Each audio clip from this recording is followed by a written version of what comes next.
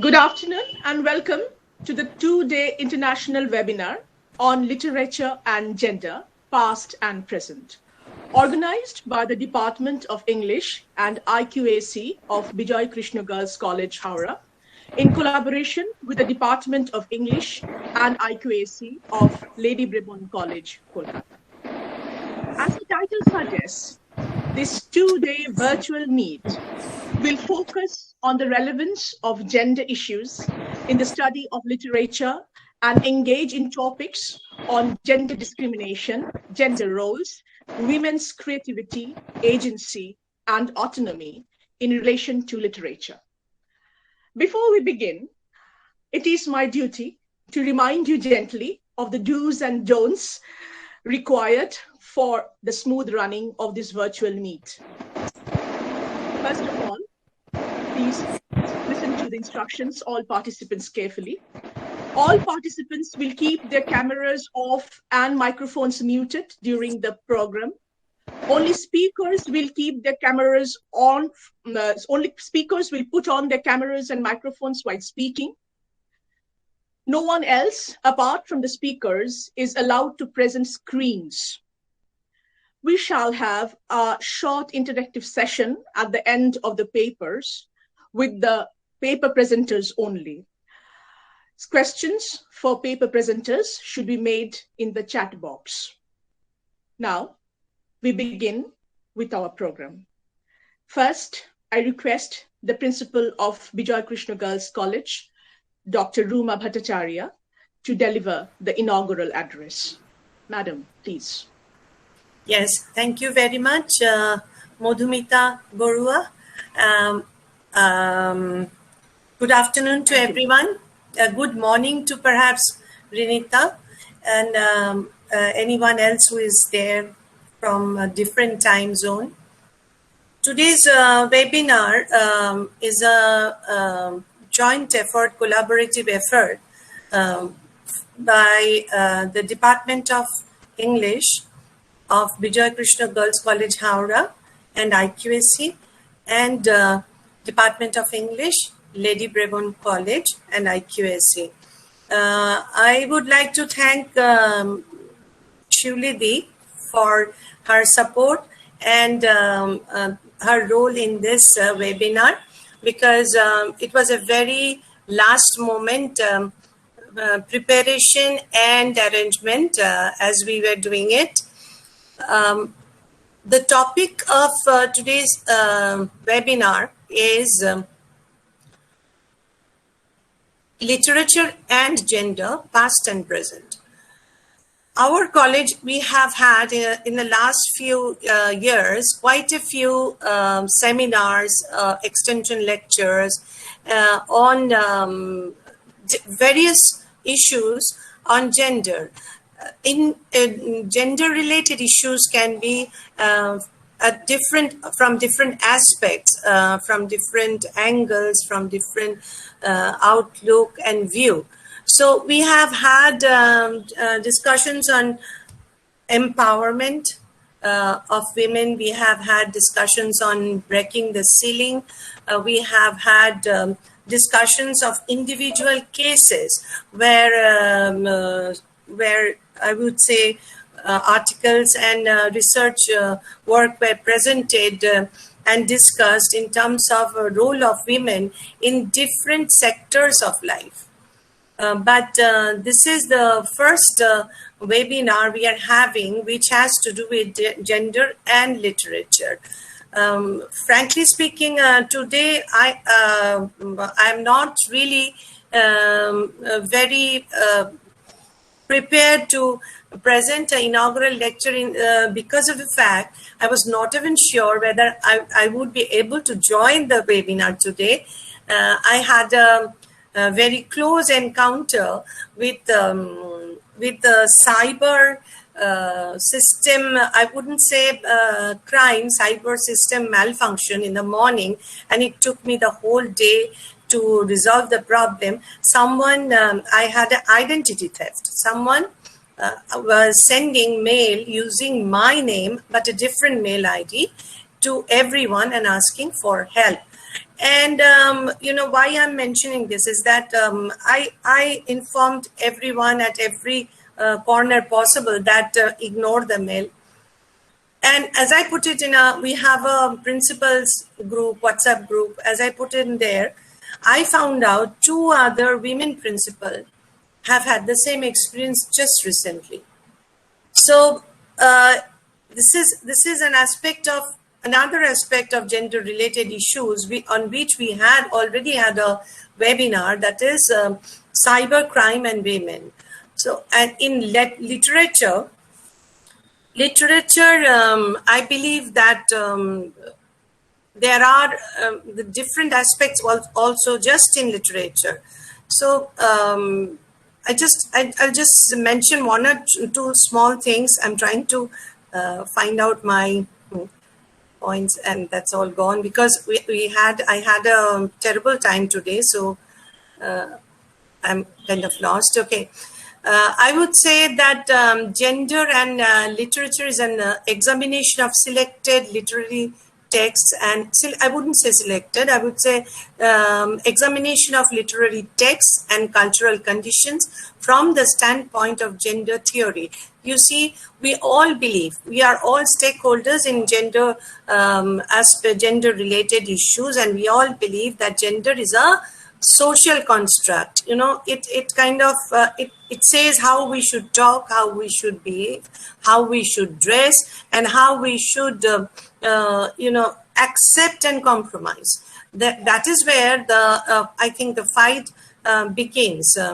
And in case of gender also, we have had many authors in Bengali literature, even in English literature, where we find women authors using, instead of using their own name, they're using some male name, some name of some, using some Mr. something, and writing literature, because it was not acceptable that a woman should be writing anything, and let alone publish.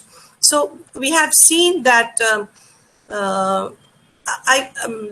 gender fight for establishing their rights has been a long story, and there are, as I said right at the beginning, that there are many aspects. But today, what we are going to, today and tomorrow, in these 2 days webinar, we are going to learn a lot about how gender and literature in the past and present have,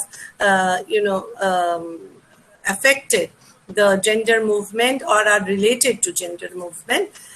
We have today with us Rinita Mazumdar, who has visited our college a few times before, and in fact, if I'm not wrong, Rinita, you were there in our international seminar on gender related issues, and we also so I would like to once again welcome you to this webinar, which is going to be, and we are very much eagerly waiting to listen from you on your deliberation. We'll be listening to your deliberation. We also have tomorrow with us,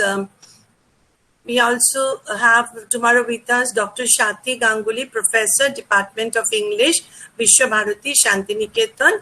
I welcome her heartily to this joint endeavor venture on our part, and I am going to just say that I wish this webinar all the success, and we are eager to listen to all the participants' presentations and all the resource person here. And once again, thank you, Siuli, for this collaboration. Thank you. Thank you, madam, for your words of encouragement. I now request the principal of Lady Brabourne College, Professor Siuli Sarkar, to deliver the welcome address. Madam, please. Thank you, Madhumita. Respected Principal, Bijoy Krishna Girls College, Howrah. Respected heads of departments of English, Bijoy Krishna Girls College and Lady Brabourne College, Kolkata, respected IQAC coordinators of the two colleges, eminent resource persons, guests and dignitaries, our esteemed colleagues, and our beloved students of both colleges. A very good afternoon and a warm welcome to you all. It's a wonderful occasion when the Department of English and IQAC of Bijoy Krishna Girls College, in collaboration with the Department of English and IQAC of Lady Brabourne College, have organized a two-day webinar, international webinar, and the webinar is being started now. The topic seems quite interesting: literature and gender, past and present.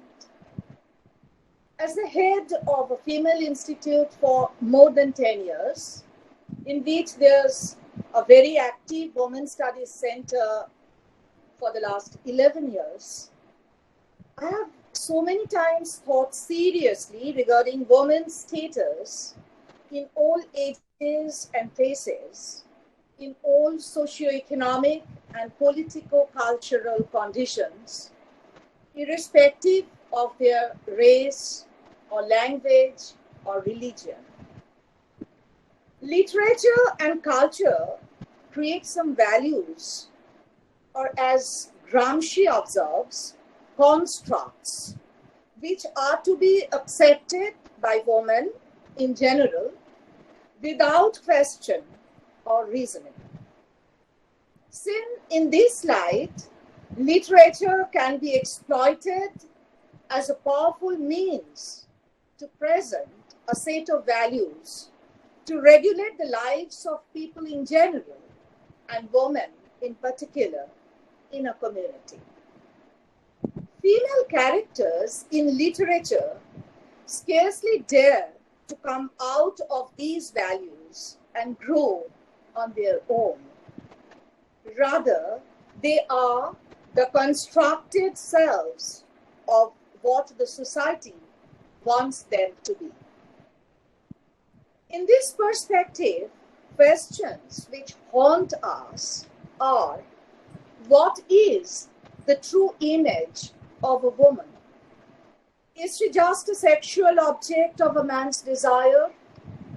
Is she one who is supposed to remain always behind the veils? Is she one who is in eternal dilemma in a world defined by men? Or is she someone who is gradually emerging out of the shadow of man to make her mark in this world? Literature throughout the world and from time immemorial has been making endless efforts to find out the true identity of woman. It seems that their accepted image of woman, being just a docile object of male desire, has gradually been modified to one who has a mind of her own. Readers can now feel that the way our society has changed around us has a direct bearing on the changing image of woman in our literature as well. I'm not going to waste much time by lingering my speech anymore. After all, literature is not my cup of tea. I'm pretty certain that in the two-day webinar, the resource persons will throw light on many so far untrodden paths. And after the webinar is over tomorrow, our participants will be able to know a lot more new things and a lot more new ways of explaining them. Everybody present here will feel more and more enriched and more enlightened. I wish this two-day webinar a grand success. Thank you. Thank you, madam, for your good wishes and I thank both the principals for such a beautiful introduction to the two-day webinar. The inaugural session being over, we can proceed to the first academic session of day one. With great pleasure, I introduce Professor Rinita Mazumdar, our keynote speaker. Rinita Mazumdar is currently the Professor of Philosophy and Culture Studies at Central New Mexico Community College and Affiliate Professor of Women, Gender, and Sexuality at the University of New Mexico. Rinita Mazumdar got her PhD in philosophy from the University of Massachusetts at Amherst and her master degrees in philosophy and psychology from Calcutta University, Brock University, Canada, and University of Phoenix, USA. She taught in Calcutta, Canada, Massachusetts, Texas, and New Mexico. Her research interest is in feminist and gender studies, feminist economics, and ethics. Her books include A Short Introduction to Feminist Theory, Feminist Theories, Understanding Gender, Feminine Sexuality, Feminist Economics. She has also published a novel titled Poison Paddy and a book of poems entitled Shiva's Dance in Albuquerque. Professor Mazumdar, the platform is all yours. Professor Mazumdar, please. Hello, can you hear me? Yes, madam. Please. Thank you. Good afternoon. Thanks to all the members of Bijoy Krishna Girls College, Howrah, for inviting me to speak in the webinar entitled Literature and Gender, Past and Present. I'm honored to be part of this event. Special thanks to Dr. Ruma Bhattacharya, Principal, Bijoy Krishna Girls College, for her kind letter of invitation and for giving me this opportunity to speak. Thanks to Shuyasha and Madhumita and the entire English department for arranging this workshop and asking me to talk in collaboration with Lady Brabourne College. Thank you, and for asking me to speak on this occasion.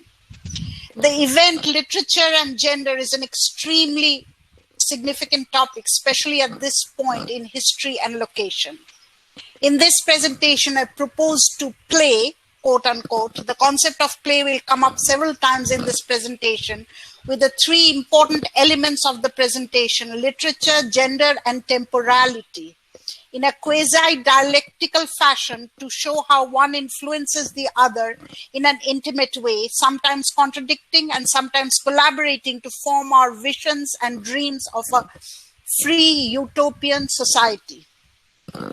As a trained philosopher, I will start with how philosophers, particularly Plato, posits philosophy, politics, the sciences, and law in contradiction to literature, particularly to poetry and play. Plato was not a man known to be sympathetic towards either of these literary forms. He expressed his reservation against poetries and plays, mostly in the Laws, as well as in other dialogues like Aeon, Phaedrus, Apology, and the Meno. According to Plato, poetry is mimesis or representation, and the minds of poets are possessed or inspired. Further, Plato thinks that there is a direct relationship between poetry and madness. The most important critique of poetry for Plato is that poetry is filled with contradictions and deceptions, and hence fills the minds of people with untruth. Poets, as Plato thought, cannot speak with logic. They speak in contradictory terms as lunatics do. Similarly, in plays, an actor performs what she is not. He deceives people in believing something that he is not.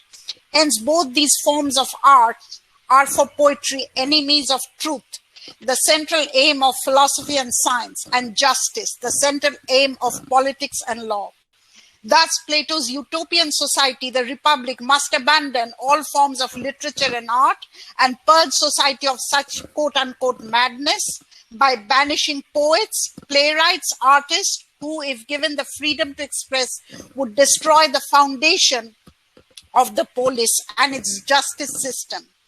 Plato thus lays the foundation of Western epistemic and science, which on A, relates to a foundational notion of truth, and B, on a binary between rationality, madness, truth, falsity, knowledge, error, reality, deception, nature, culture, mind, body, masculinity, femininity, sanity, madness, intelligible, and the sensible. Literature in this analysis belongs to the side of falsity, error, deception, madness, femininity. Or as we can say, the language of literature is the language of madness for Plato. The relation between poetry, play, literature, and madness or lunacy did not stop with Plato, but was taken up again by rationalist thinkers and scientists in the era of Enlightenment. As one of the elements in our presentation is gender, I will talk of how Freud used the rational and scientific method to understand gender. Freud showed how gender identity is simply a consequence of biological destiny. Freud's entire theory of gender identity and development is developed based on the notion of an anxiety, termed by him as the castration complex. According to Freud, there is no gender differentiation, aka identity of the baby, before they organically enter what is known as the castration complex.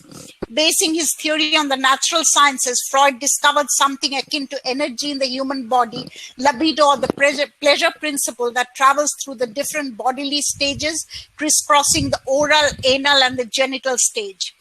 At each of these stages, the child seeks pleasure by sucking or passing the feces and fantasizing the other, the phallic mother, an all-encompassing powerful mother, which of course is a pure fantasy. At the genital state, the child enters what is known as the castration complex, which is the start of the gender differentiation.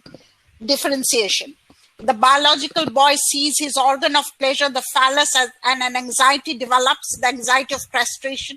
So he gives up his masturbation and his fantasy for the phallic mother and differentiates from mother as the other and develops a consolidated male identity. Like energy, nature transforms. The original desire, that is the desire for the phallic mother for the boy, never goes away, but it just simply goes into the unconscious.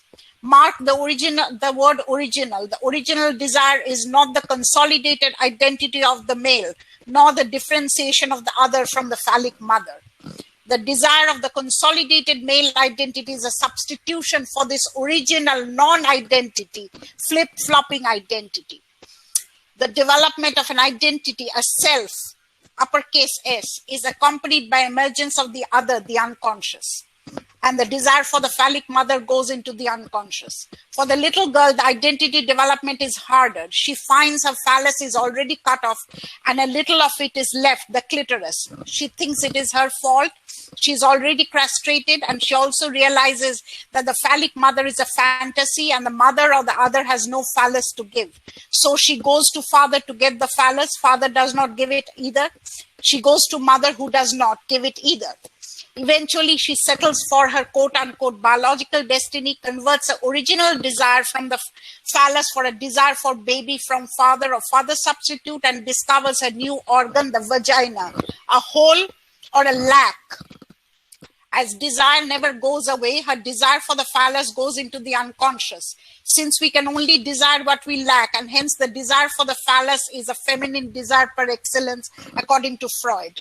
Here too, there is a substitution of the original desire, the desire for the phallus, to a desire for the baby. There are two causes for the feminine gender identity, if they're not the normal feminine. One is frigidity. The abnormal girl says, since I cannot have as much pleasure as the boy, I won't have any pleasure at all, or homosexuality. Father has given me the phallus. So in Freud's scientific discourse, there is one normal gender identity, the consolidated male identity, who retains his phallus, and all others are abnormal identities. The feminine, the essence of the hysteric identity, the perverted male who could not push the dream of the phallic mother into the unconscious, the frigid, and the lesbian. This again is based on the same binary of abnormal, normal, consolidated, unstable identities. In Freud, or rather in medical science or psychiatry, there is no gender difference. It is sameness. The phallus identified secure male, and every other identity is his other, the abnormal, the other of the normal. There is no such thing as abnormal in Freud. He's the other of the normal. Plato terms poets and playwrights inconsistent, mimesis or copy, and madness. Enlightenment science gave this a new rational explanation of the feminine, the pervert, the frigid, the homosexual, and the insane. Plato saw literature as speech made by insane people and a threat to the polis. Modern Western science established this madness as the other of normality. This ultimately was the triumph of the phallocentric order. In the 1920s, in the psychoanalytic community, there was a huge debate around the notion of castration complex. With its implication for feminine gender identity, the question was, how can Freud's theory of castration complex explain female gender identity development as females have no phallus to lose? Surely, some analysts argued, one cannot be afraid of losing something one does not possess in the first place. Lacan gave us a rereading of Freud in a non-biological way. According to Lacan, the phallus that Freud talked about cannot be interpreted in a literal sense as a biological organ. For the entire psychoanalytic literature, it is about the formation of subjectivity or self or identity, which is much more complex than biology. In talking about the subject of the self, the question of the unconscious, the other of what is conscious, always comes up. How does the subjectivity or the sense of I develop in human beings? Lacan explained the development of the I in terms of what he calls the mirror stage. The baby recognizes his whole self for the first time when he's propped up from behind by someone in front of the mirror. That is, it is only in the eye of the other that the self can be recognized. The whole I or identity is always an illusion. It is a trick of language to fill in where there is a vacuum. Likewise, every consolidated identity is an illusion because it is involved in the other, the unconscious, without which it is not that identity. It seems that the other always invades the self. The unconscious always invades the self. This is the anxiety of every consolidated identity, not the anxiety of the castration complex as Freud deemed. From this, Lacan requires the dichotomy between the consolidated masculine identity as having the phallus versus the non-consolidated feminine identity as lacking the phallus is unstable, is unreal. Since the I or subject itself is an illusion, no one has the phallus, no one lacks the phallus, for one cannot lack a negation. The male identity is created around the illusion of having the phallus, and the female identity is created around its lack. In fact, the masculine identity needs its other, the female, to impose the lack to show that they have it. Masculine identity is not thus having a phallus, but the performance of having a phallus. Feminine identity is not lacking the phallus, but the performance of lacking the phallus. To make this point clear, let us go from the discourse of science to that of literature, to a particular story told by Edgar Allan Poe in his Purloined Letter, which Lacan uses to build up his theory of subjectivity. The story goes like this. The king is sitting in his throne when a messenger brings a letter from the queen's lover. The queen is anxious that the king will find out. The minister sees the queen's anxiety and quickly, when no one is watching, switches the original letter for a fake one. Now, one other person in the court sees the act of switching and switches the fake letter with another fake letter, thinking he's switching the original. So the first fake letter is switched by a second fake letter. Then someone else sees it and switches the second fake letter with a third fake letter. This goes on in circulation till no one knows which is original and which is fake. One is substituted for the other. There is no original I, no consolidated truth or phallus which is being substituted. All letters are substitutions of substitutions, or in modern terminology, which Plato would hate, copies of copies. All actions and mimesis or play, and everyone is performing. This is exactly why Plato wanted to abandon poetry and play from his polis, because of their nemesis, which is deception. For Plato, truth is centered, without which the polis would fall apart. For science, too, there is a phallocentric center on which the entire system is based. Lacan showed that there is no center, subjectivity, or phallus.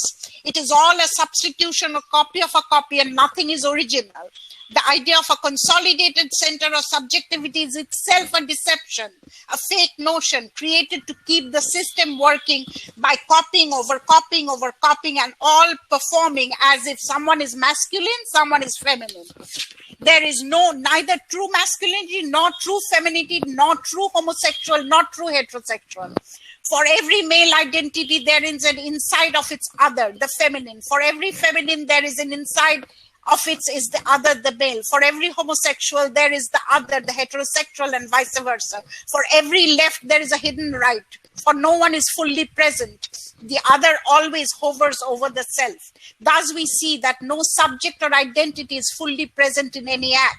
The phallus itself is a deception, like the joker in the card that can play the role of any identity, the king, the queen, the jack, depending on the position and the location of the game. Let us now analyze the implication of the above in literature.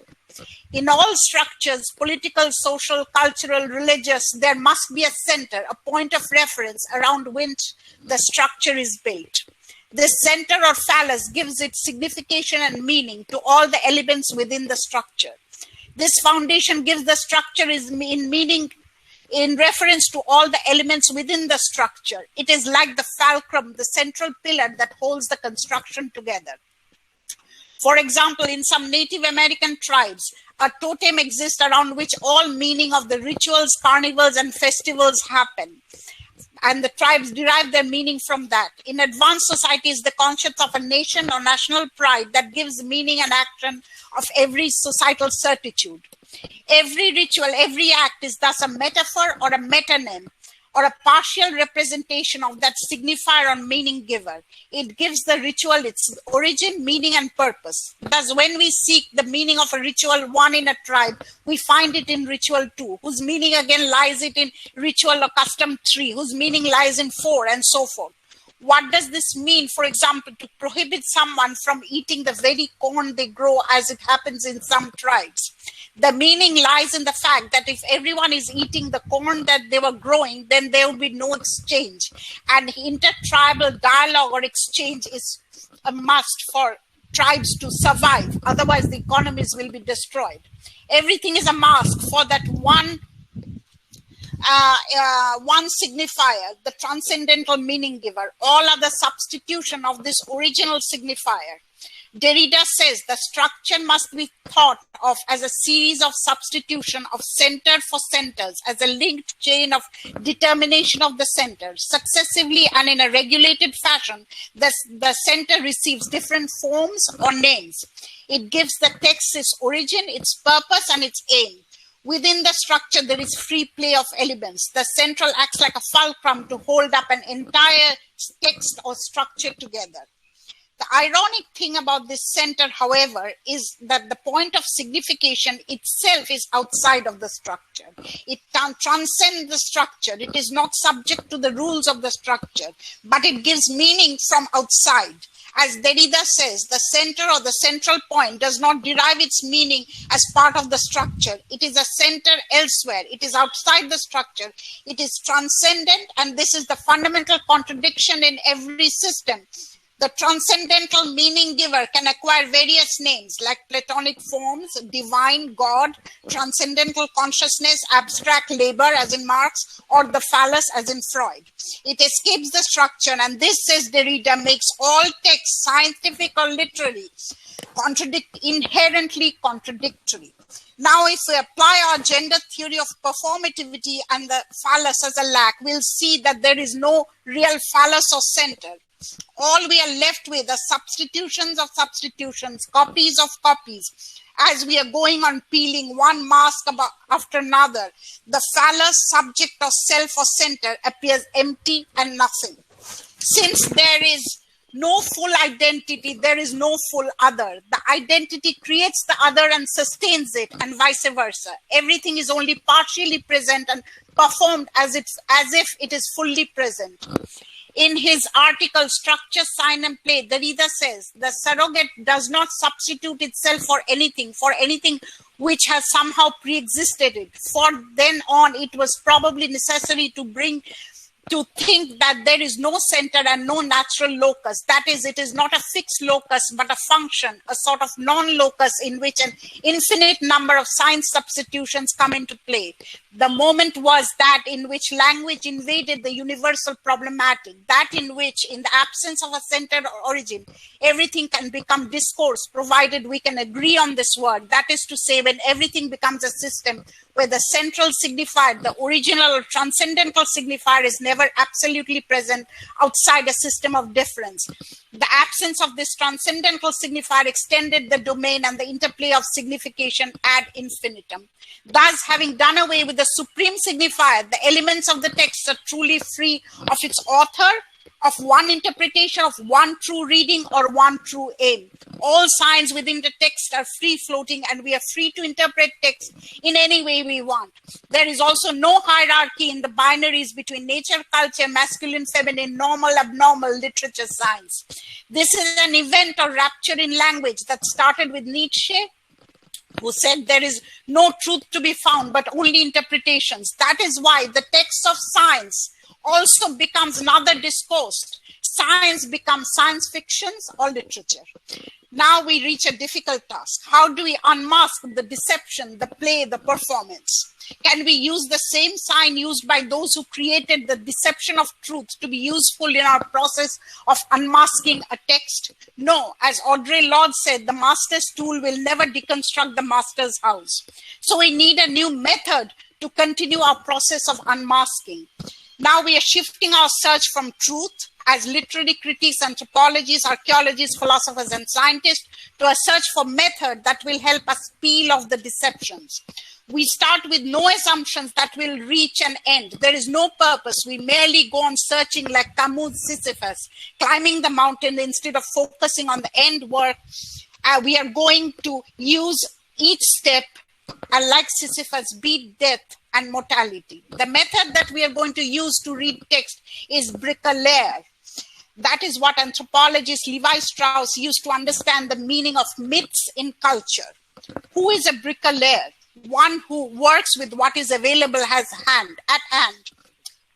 A bricklayer uses the instrument he finds at his disposition around him, those that are already there, which are not been specially with an eye to the operation for which they're used, to which one is tried by trial and error to adapt them, not hesitating to change them whenever it appeared necessary to try several of them at once and the original heterogeneous and so forth. Levi Strauss contrasts the bricklayer to an engineer who is the author of the discourse and constructs it out of nothing, out of a whole cloth. The engineer creates mythological texts. The bricklayer creates mythopoetic ones. And the idea of an engineer, as Levi Strauss says, is a theological one. The bricklayer breaks away from the received historical discourses and opens the text to a heterogeneity of meaning and interpretation. Derrida said there is no unity or absolute source of the myth. The focus or the source of the myth are always shadows and virtualities, which are elusive, unactualizations, and non-existent in the first place.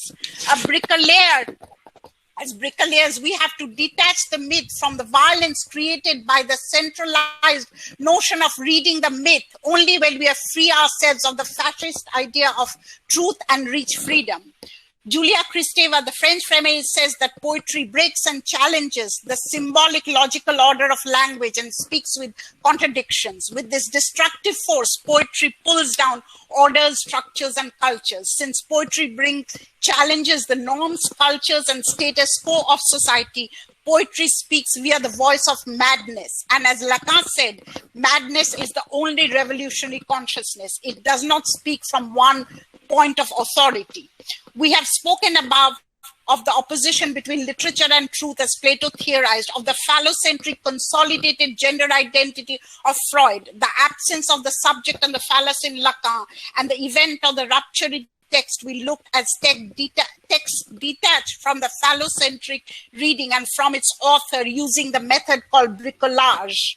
Next, we are going to read some text, past and present, as the bricklayer, and for this purpose, I'll gather the text from across the globe in centuries everywhere till we come to our own location.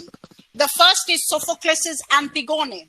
Reading as a bricklayer, we can interpret Antigone's act of defiance to the state order and its effort to marginalize those who do not conform. Antigone insisted that her father Oedipus be buried in the family vault. Her father broke the established taboo of incest, had sex with his biological mother. This was an act of breaking the most sacred taboo and was punished, though Oedipus did not know he was doing this. Oedipus was blinded, banished. He died. His corpse was not allowed within the borders of the polis.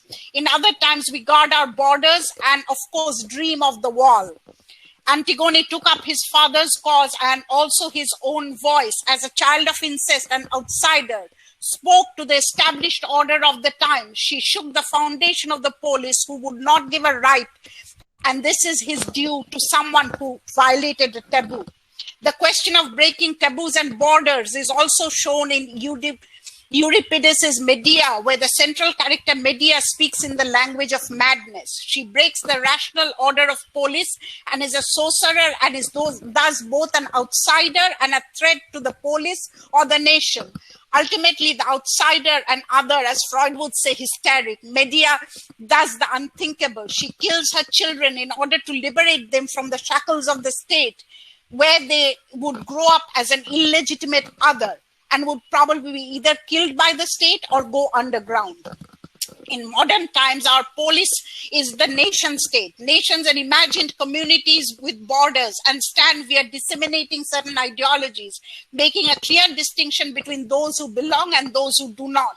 Yet literature and speech have always challenged both the polis, like Antigone and Medea. Next, let us see how Sojourner Truth challenged the nation state of the 18th century.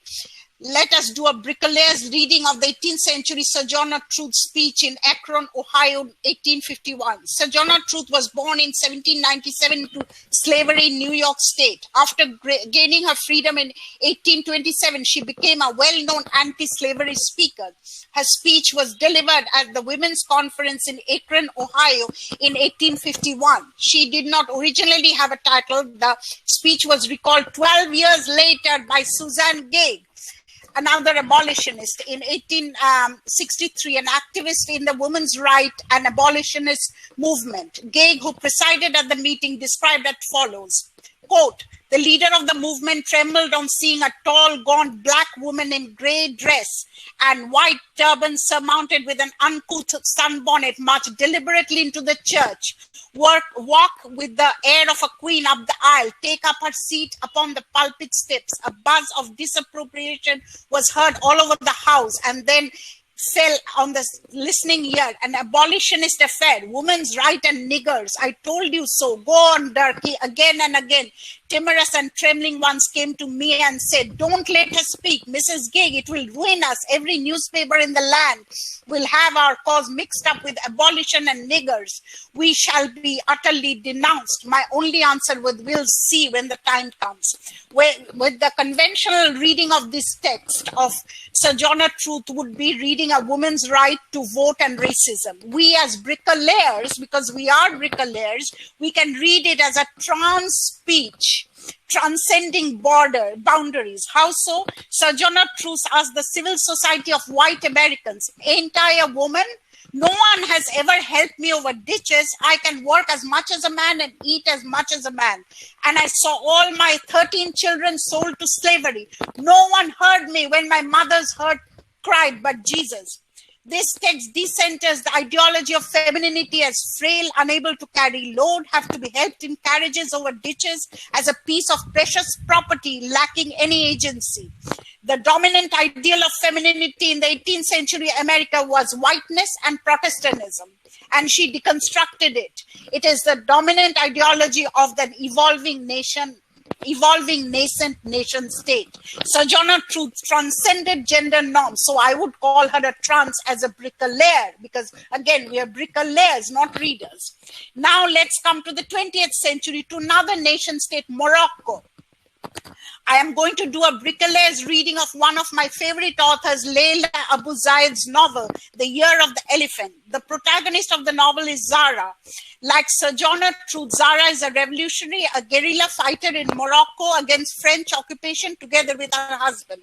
After Morocco gets her independence from France, all her colleagues, including her husband, deserts her, for she insists that Morocco is not decolonized and more work needs to be done and the system needs to be changed. Her husband leaves her for a younger and more modern woman, consistent with the modern nation state of Morocco, to be modeled after its colonial master France. Zara was offered a high position in the decolonized government. Zara refuses her position and the modern attire puts on her unisex Dejaballa or Jilaha, continues to be an underground fighter where most live. She pushed back her modernity into a mythopoetic past to a vision of a land where there is no Morocco. In Zara's vision, it is an idea of a mythopoetic Morocco where Berbers, Arabs, people of all faiths, polytheists, versions of monotheists, Gnostic spirituals live together. None is bound or answerable to global capitalism or to the traditional teaching of the clerical ulema. Zara thus transcends the boundaries of a society like Antigone and deconstructs the phallocentrism of semi-modern nation.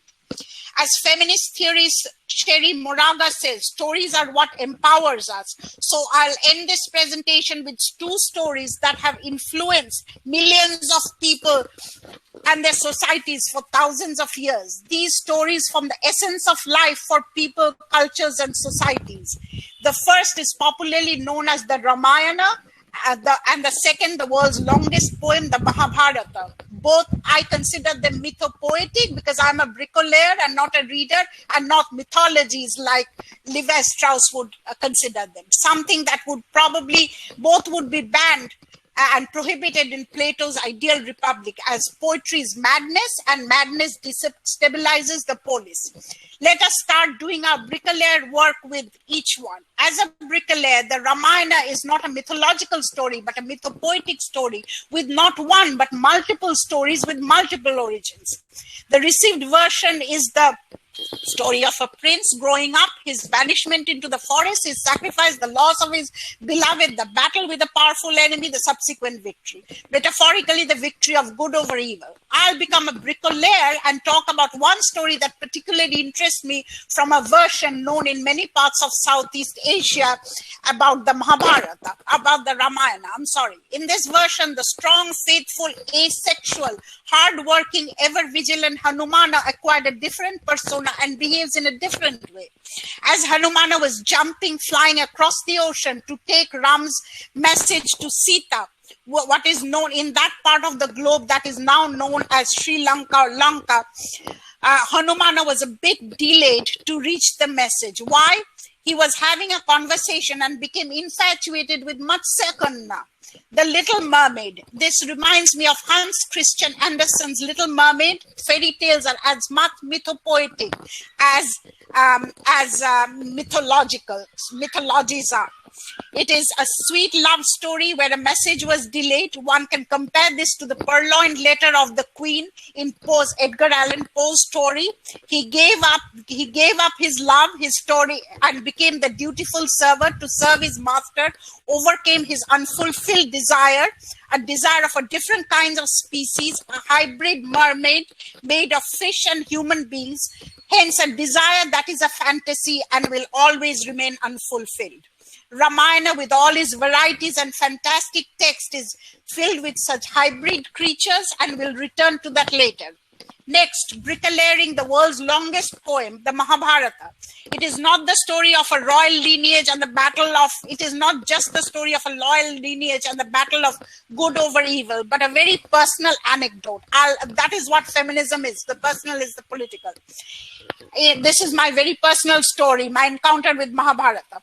In a visit to Haridwara, my mother decided to perform some ritual for my departed father and uncle, my father's brother. As is the custom, the priest who would perform them inquired about my family lineage, and for the first time I started tracing my lineage, my ancestors, as a bricklayer, and I started to find where my center is, because we are all trained phallocentrically. It was revealed that my father's family is from the sage Parashar. Like a bricklayer, I started gathering material and found that this sage gave birth to Vasha, the author of the world's longest poem. The author or subject was born in the island of a woman who again was conceived in the belly of a fish. Her name was Matsya Gandha. It seemed that the two belonged to radically two different communities and tribes. One, the sperm donor Parashar, and other who gave the womb consisted of Matsya Gandha. This was my reconstructed story. And I started plotting a history of myself. My origin is thus heterogeneous and not a linear caste or class, as hegemonic phallocentric discourses taught me. The original desire of Freud, the phallocentric subject, the authors are all myths, for all discourses are not mythological, as we said, but mythopoetic. All of us have a bit of the other in us, and literature or myths have the power to bring that out if we read them as bricoleurs. Origins, centers, archives, purposes are not important. Neither is it possible to find any of this.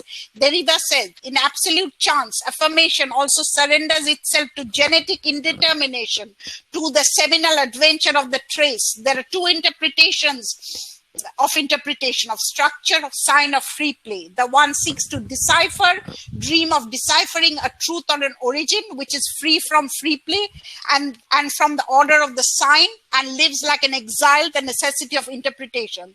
The other, which is no longer turned towards origin, affirming and tried to pass, being man and humanist, the same man being the name of that being who, through the history of metaphysics or of onto theory, in other words, through the history of all his histories, has dream of full presence, the reassuring foundation, the origin and the end of fame. If I want to trace my origin to my pure caste, all I find is a hybrid woman, a mammal, born of a fish species, Matsyagandha, her boat, and a sage Parasar, an intellectual, impregnating her to carry the lineage of a history. Thus, hybrids like mermaids, I love mermaids, and particularly Hans Christian Andersen, and Matsyagandhas are our past, not the phallocentric consolidated identities and strong linear systems. There is in me a little of that intellectual sage, a little of that fisherwoman, and as a bricklayer, I start unraveling my own history. We are no longer the consolidated subject, but are abjects, as Julia Kristeva says, who is thrown away when the subject is no longer there. We stand in time in history and glimpsing into the conception, the formation of the gestation of the labor and of this monster, this hybrid subject. There is thus a bit of reptile in mammals and slaves in masters and vice versa, of masculinity in femininity, of normal femininity in frigidity and vice versa, of homosexual in the most rigid heterosexual, of the right in the left and the left in the right, of rationality in madness, and of dharma in adharma and adharma in dharma. With artificial intelligence pervading our lives, we can think of a future society where humans are hybrids of biological organism and machines or cyborgs, of mermaids, of Matsya Gandhas. We are free from all rigid boundaries of borders of rigid nation states, and we can think of crossovers where all binary sciences become science fictions and everything becomes literature. Literature gives us the freedom to perform and continually mask and unmask ourselves and perform the roles of masculinity, femininity, heterosexual, homosexual, lesbian, working class, revolutionaries, reactionaries, for little of each is in the other. It is a free play for all. Free of the phallocentric order and knowing all myths as discourses, we can challenge the existing meaning of the state, the current laws, social norms, the meaning of family, religion, racial, national, ethnic, and gender identities, the meaning of scarcity, poverty, labor, wages, labor versus care labor, sexual and artificial reproduction, and what it is to be a human being in the 21st century. The meaning needs to be found in our everyday experience and contradictions, not in high-level theories. Or we can say that all that is deeply personal is made political by practical and hysterical consciousness. It is this consciousness that creates fiction, poetry, plays. Plato had anxiety about literature and its revolutionary power, for it questions the hypocrisy of rational discourse through its free play of sign and madness, and reveals the phallus as a nothing or as a deception or emptiness. See, it is not the feminine anxiety for the lack of a phallus, the whole, the bloody vagina, but the anxiety of the rational state and its power. Without literature and its power to challenge norms, we cannot even dream of a more just and equitable society. This, I believe, makes this workshop on literature, the revolutionary discourse, and gender, past and present, the most significant for challenging a power and significant at this point of history. Thank you.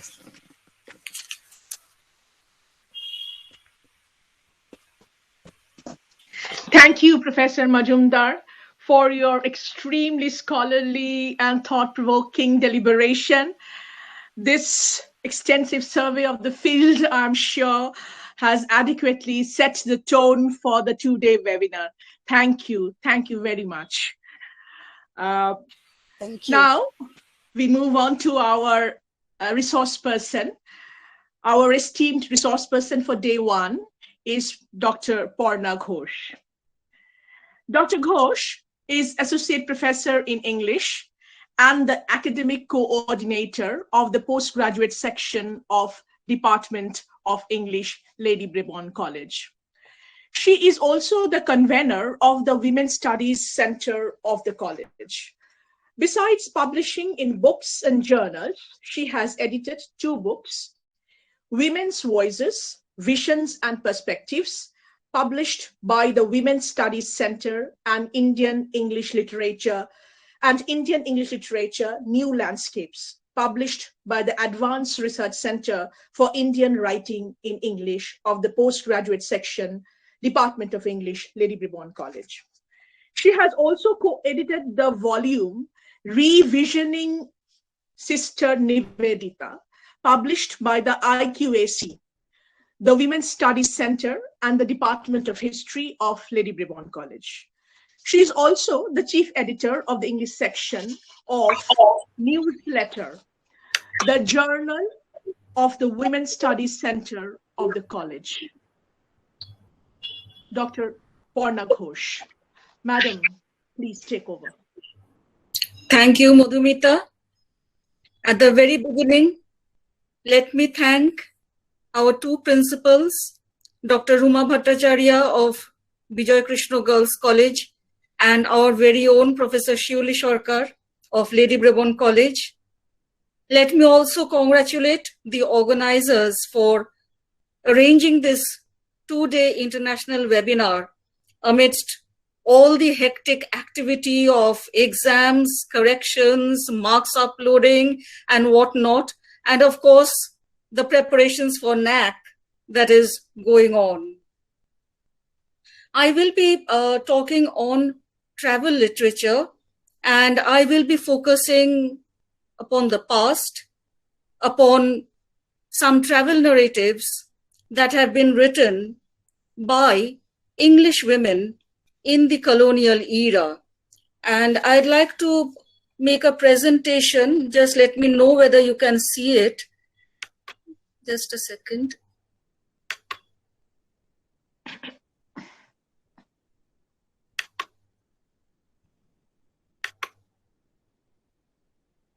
Yes, can you see this?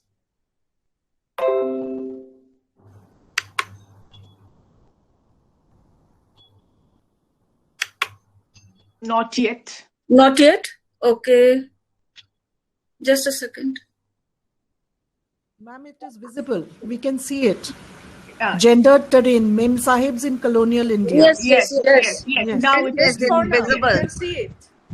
You can see. Okay.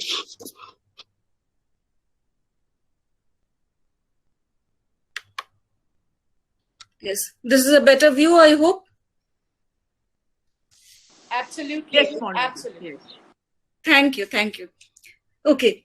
So as I said, I'll be focusing on travel writing or travel literature. So travel writing as a genre, we find, has received significant attention from academicians and scholars only in the recent past.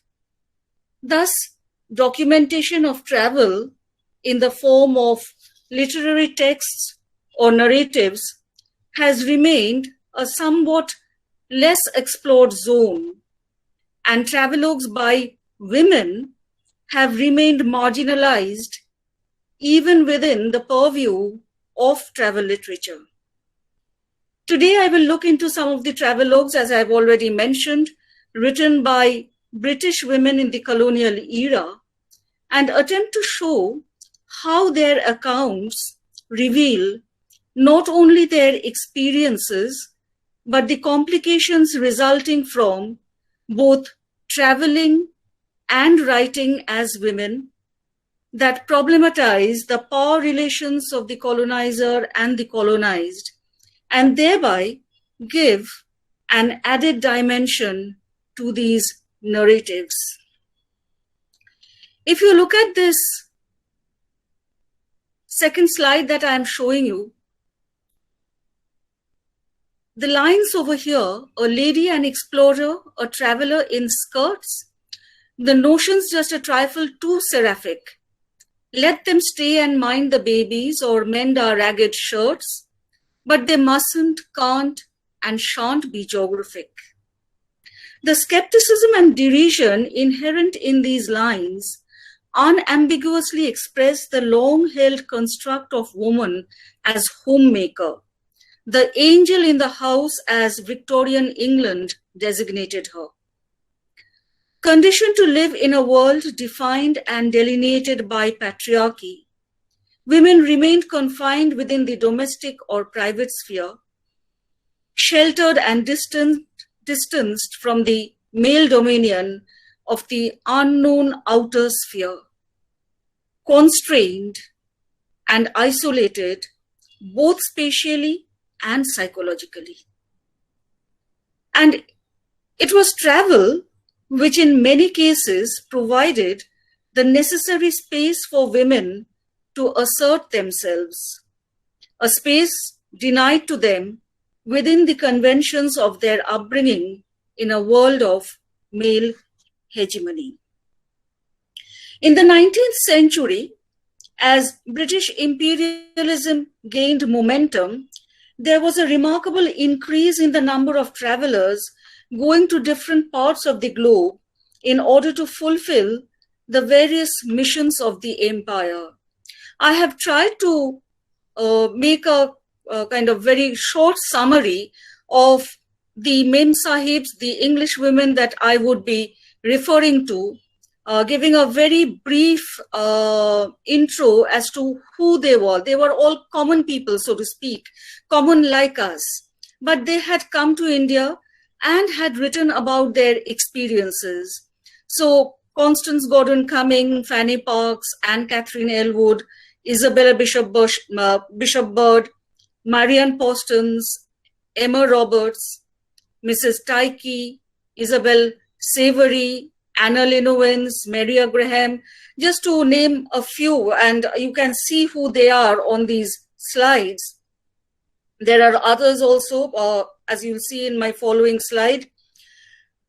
We find that the century witnessed a rapid and consistent increase in the number of women travelers from the West, leaving behind the shores of their familiar world. And colonial India, too, experienced an influx of Mem Sahibs who came as companions to their menfolk. And I emphasize the word companions, not on their own, but as companions to their menfolk, as wives, mothers, sisters, or daughters, as you can see over here. She accompanied her husband, she accompanied her brother, George Auckland, or Mary Sherwood, daughter of a country gentleman. I mean, it's all in these roles that they accompanied the menfolk, men who were deployed to implement the civilizing mission of the imperialist project. Despite conforming to the societal demand and expectation to remain restricted to the role of a companion, many, like the women I have mentioned over here, kept a written record of their experiences. It was a transgression of gender norms, for both traveling and writing were gendered spaces meant exclusively for men. In spite of dislocation and change, and though often overcome by anxiety and fear of an alien land with its strange, uncivilized people and grotesque customs as they saw India or the Indians to be, the Mem Sahibs responded, nevertheless, to the lures of the dangerous outer world. They traveled and have left behind valuable accounts of their stay in India, which mirror a wealth of reactions ranging from enthusiasm to disgust, while also expressing an intense involvement with the strange new world they found themselves in. Interestingly, their writings reveal the paradox of gender powerlessness and racial power that is inherent in their positions. The Mem Sahibs who traveled to the east exploited racial inequality and often adopted the stance of the dominant Sahib, not only to enjoy the privileges of a race, but also to celebrate a sense of freedom, as you can see in these words of Constance Gordon Cumming, or as the next slide shows, Fanny Parks talking of the pleasures of vagabondizing in India, or Anne Catherine Elwood talking of the account of the adventures that she has kept, and she talks of herself as the first and only female who has hitherto ventured overland from England to India, may at least prove not wholly unacceptable to the fair part of the reading community. She is, of course, writing all these things, keeping in mind her reading community as well. The point I was trying to make is that they not only adopted the stance of the dominant Sahib, but travel also gave them the opportunity to celebrate a sense of freedom from the compulsions of a ghettoized existence. And with Anne Catherine Elwood, as we see, she is using the term adventure. And by identifying her travels as adventure, and by targeting a growing female readership at home, Elwood voices the sense of freedom that her travels brought, something denied to the Victorian woman at home.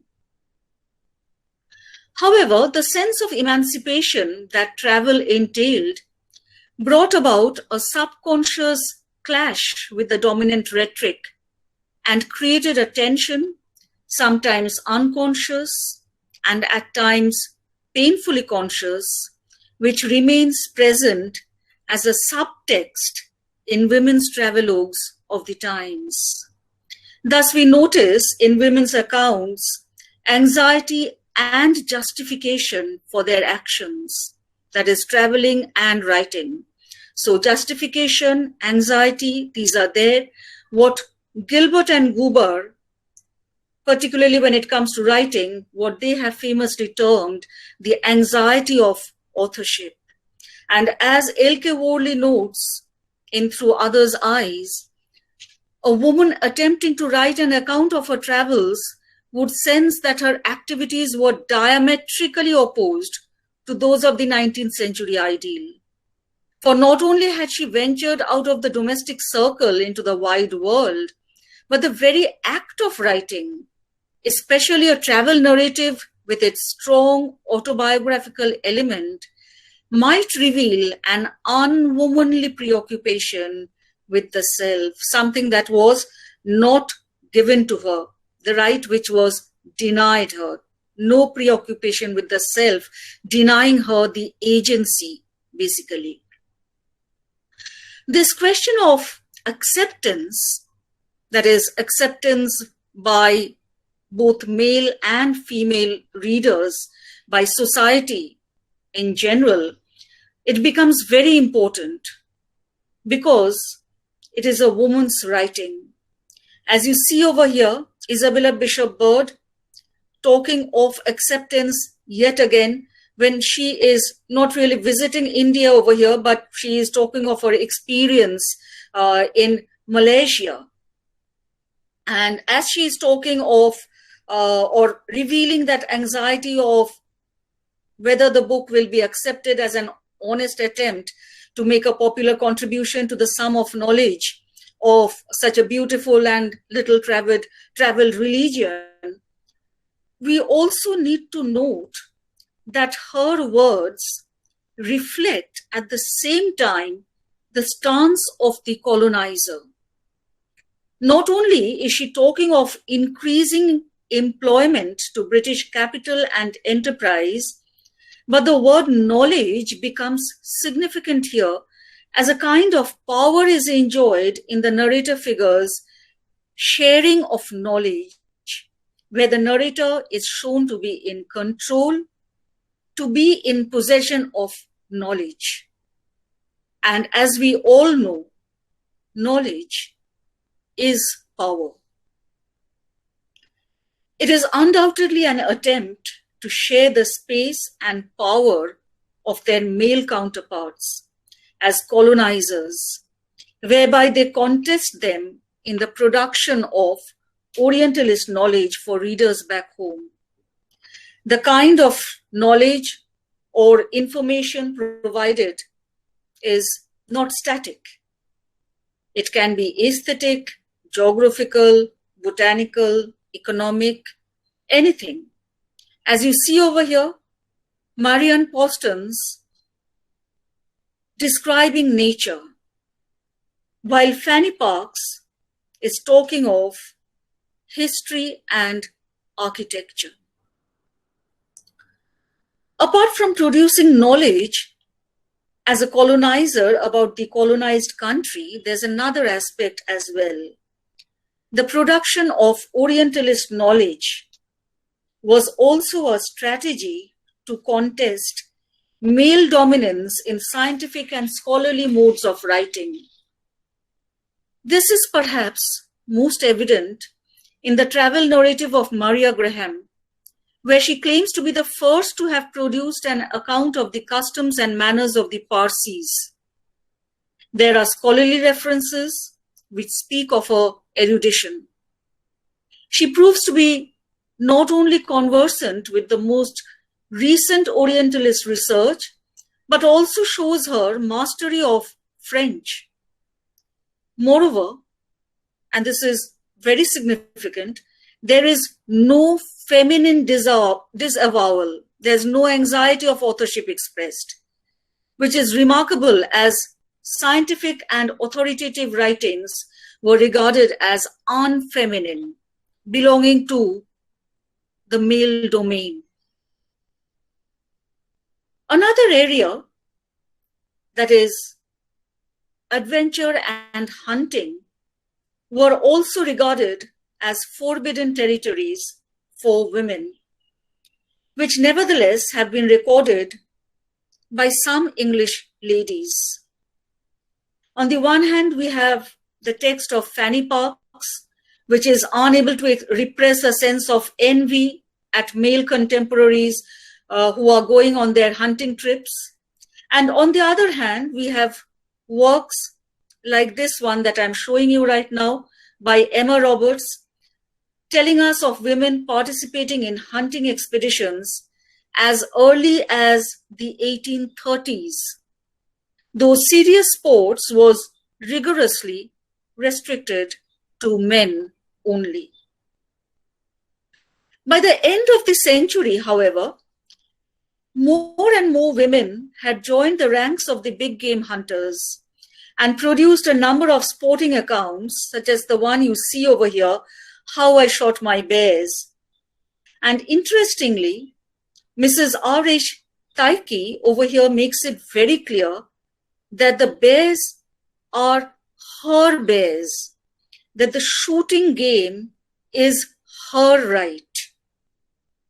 So she is not merely a companion to the men who have gone out on hunting expeditions. There is definitely an assertion of the self, of the I. The adventure hero role undeniably, and we all know this, clashes with the image of the woman and her behavior, the expected behavior, we can say, of the times that we are talking about. So we have Isabel Savory in her book, while effusing about the freedom and escape from conventionalities that it offers, is also concerned about an incident that unnecessarily ventilated M's, that is, a fellow huntress's, skirt and exposed a large amount of boot.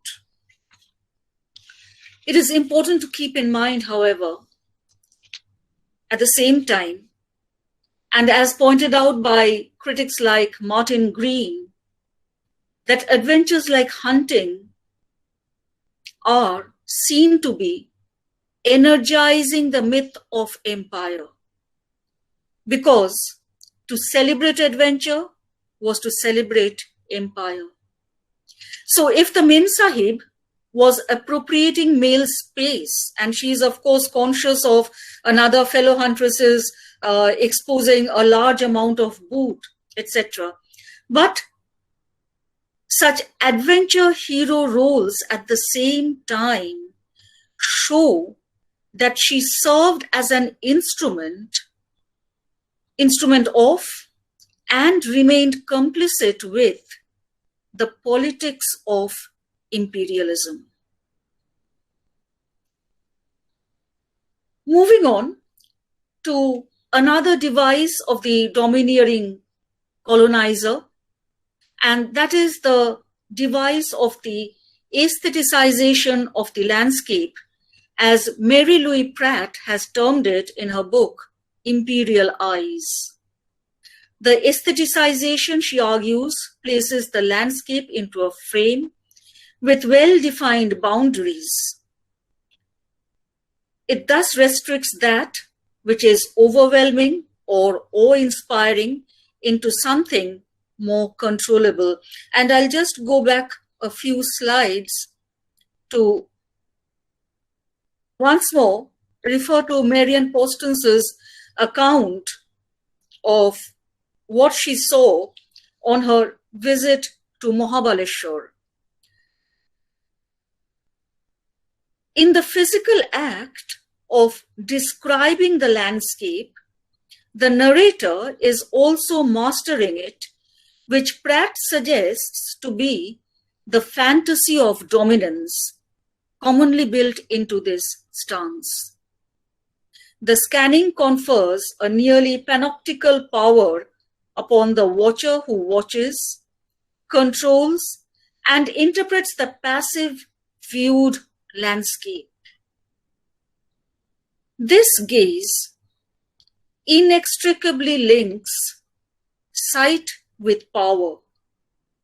And for these English women, gender powerlessness is compensated by the exercise of the power of the colonizer, what Indira Ghosh in her book, The Power of the Female Gaze, calls enjoying power by proxy. Going back to where we were, yes, the aestheticization of the picturesque that shaped the texts of many 19th century women travelers also reveal how they became alive to the exotic beauty of India and how its myriad people and their lives and culture impressed upon their sensibilities that also instilled in them a sense of release.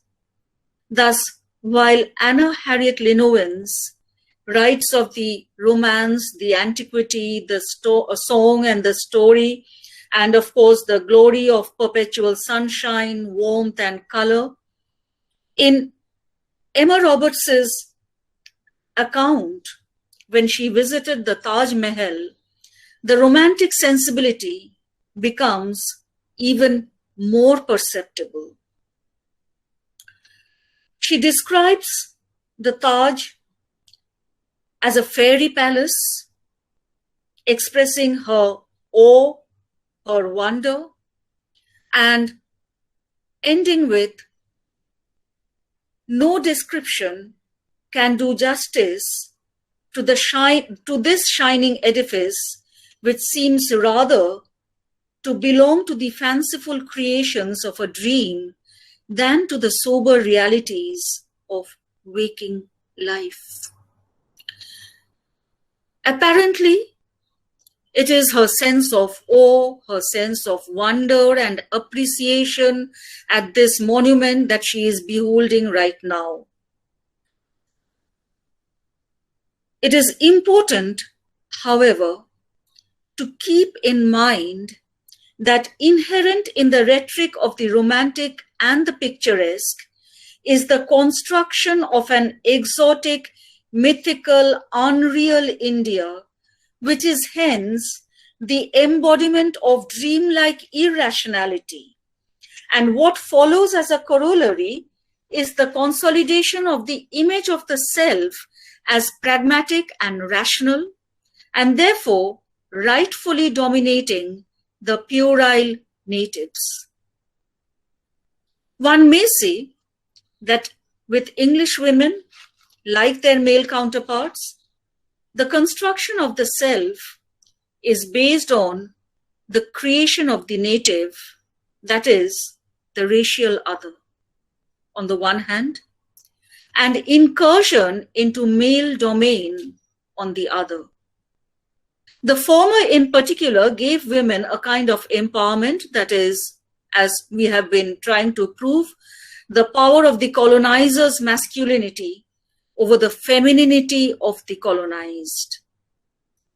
Ironically, they therefore endorsed the very idea of inferiority associated with the very category of the feminine.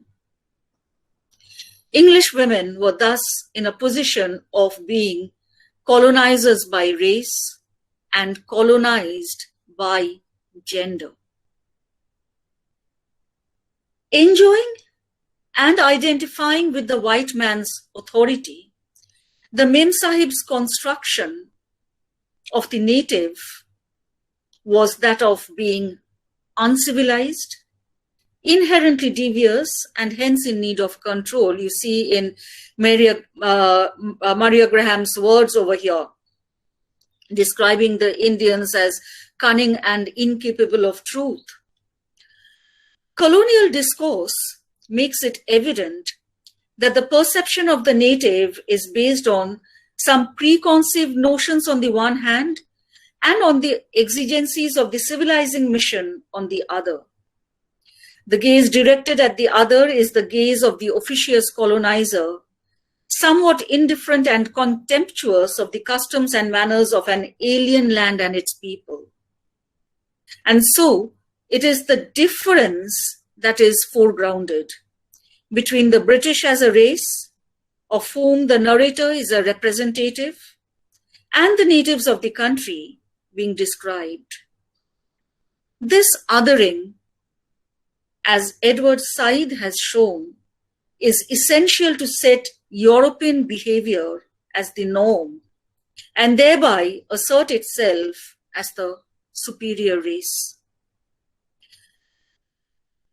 To give you another example, one way of asserting British superiority was harping on the savagery or primitiveness of the colonized nation that found its most scathing expression during the mutiny, which led to the projection of the Indians as demonic, who mutilated and raped the British women. It is a phantasmagoria of nightmare scenes, populated by insolent servants and leering villagers and rebels. E.M. Foster's Passage to India depicts the same rape myth that was prevalent at that time. It would be pertinent in this context to point out that rape myths continued to flourish, and the fact that, as Indira Ghosh notes, and I'm quoting her, the British woman's body is the site on which racial and colonial battles are fought, points up the gender constructions of women prevalent at the time. Women are of value merely as property of their men, and it is over control of this property that the battle is fought. The interest in the signifier woman further lies in its encoding as an icon of empire or nation, unquote. It is significant that the purity of the English woman was seen to symbolize the purity of her race, and going native or succumbing to dishonor meant that her claims to racial purity were doubtful. According to 19th century gender constructions, a woman was not granted sexual agency. We all know that. Thus, the rape myth functioned to legitimize both colonial rule as well as patriarchal control of women's sexuality. Interestingly, while most women adopted the colonial voice, there are also others, at least a part of whose texts rejected the discourses of colonialism by criticizing the cruelty or mismanagement of the government. You can see over here Frances Isabella Doubly saying that it seems to me that all this warfare is unsatisfactory work. There have been cases of ruthless slaughter, of which the less said, the better. Other than the backdrop of the mutiny, there are other instances where the English have been subjected to scrutiny and criticism by the English women themselves. Even in Emily Eden, a woman who was very much part of the British Raj, as throughout her life she remained her brother's political advisor and was an active participant in Whig political circles, we get to hear a dissenting voice when she talks of the passing away of Delhi's power and wealth. As she says, somehow I feel that we horrid English have just gone and done it, merchandised it, revenued it, and spoiled it all. I'm not very fond of Englishmen out of their own country. This critiquing of the administration, perhaps, and I stress the word perhaps, can be explained by the fact that because of their subaltern status within Western society as a whole, the Mem Sahibs somehow or somewhere empathized with the colonized country. Nevertheless, in the majority of the accounts, it is the difference that gets foregrounded. As you see over here, in Mary Martha Sherwood, she's talking of the character of the countenances which are seen is such as I never beheld in an English woman. And she talks of how the old Indian women are especially fearful to look upon, with their shriveled skin loose, lips thin and black, and the whole expression that of persons hardened by misery and without hope, having in youth exhausted all that life can give.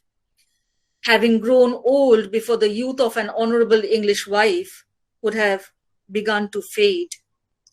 Or in the account of Julia Charlotte Maitland, where she talks of some music that she happened to listen to, and she talks of the mumbling chant of the old priests, the shrill voices of the choir boys, and she is talking of the tinkling of bells being interrupted by violent screams from girls' voices. Perhaps they were meant for singing, she says, but they sounded very horrible. So I would like to conclude by saying that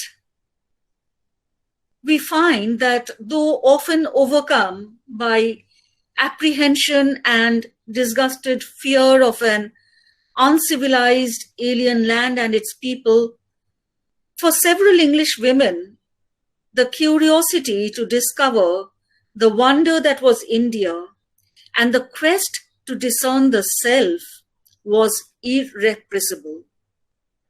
Even as they encountered the natives, the zenana, the bustle and the confusion of the streets, the abominable superstitions and the innumerable ceremonies, the Memsahibs also admired the oriental magnificence of Delhi, discovered the romance and the song of India, comprehended the perfect harmony and good nature in India's festivals, took in the sublime and varied wonders of the landscape, and were awed by the splendor of the Elephanta caves, the Taj Mahal, the gorgeous palaces, the oriental gems and glittering thrones that showed such stupendous remains of power and wealth. The accounts of their experiences in India, therefore, mirror a wealth of responses ranging from an eager curiosity to revulsion, while also expressing an intense involvement with the strange new world they found themselves in.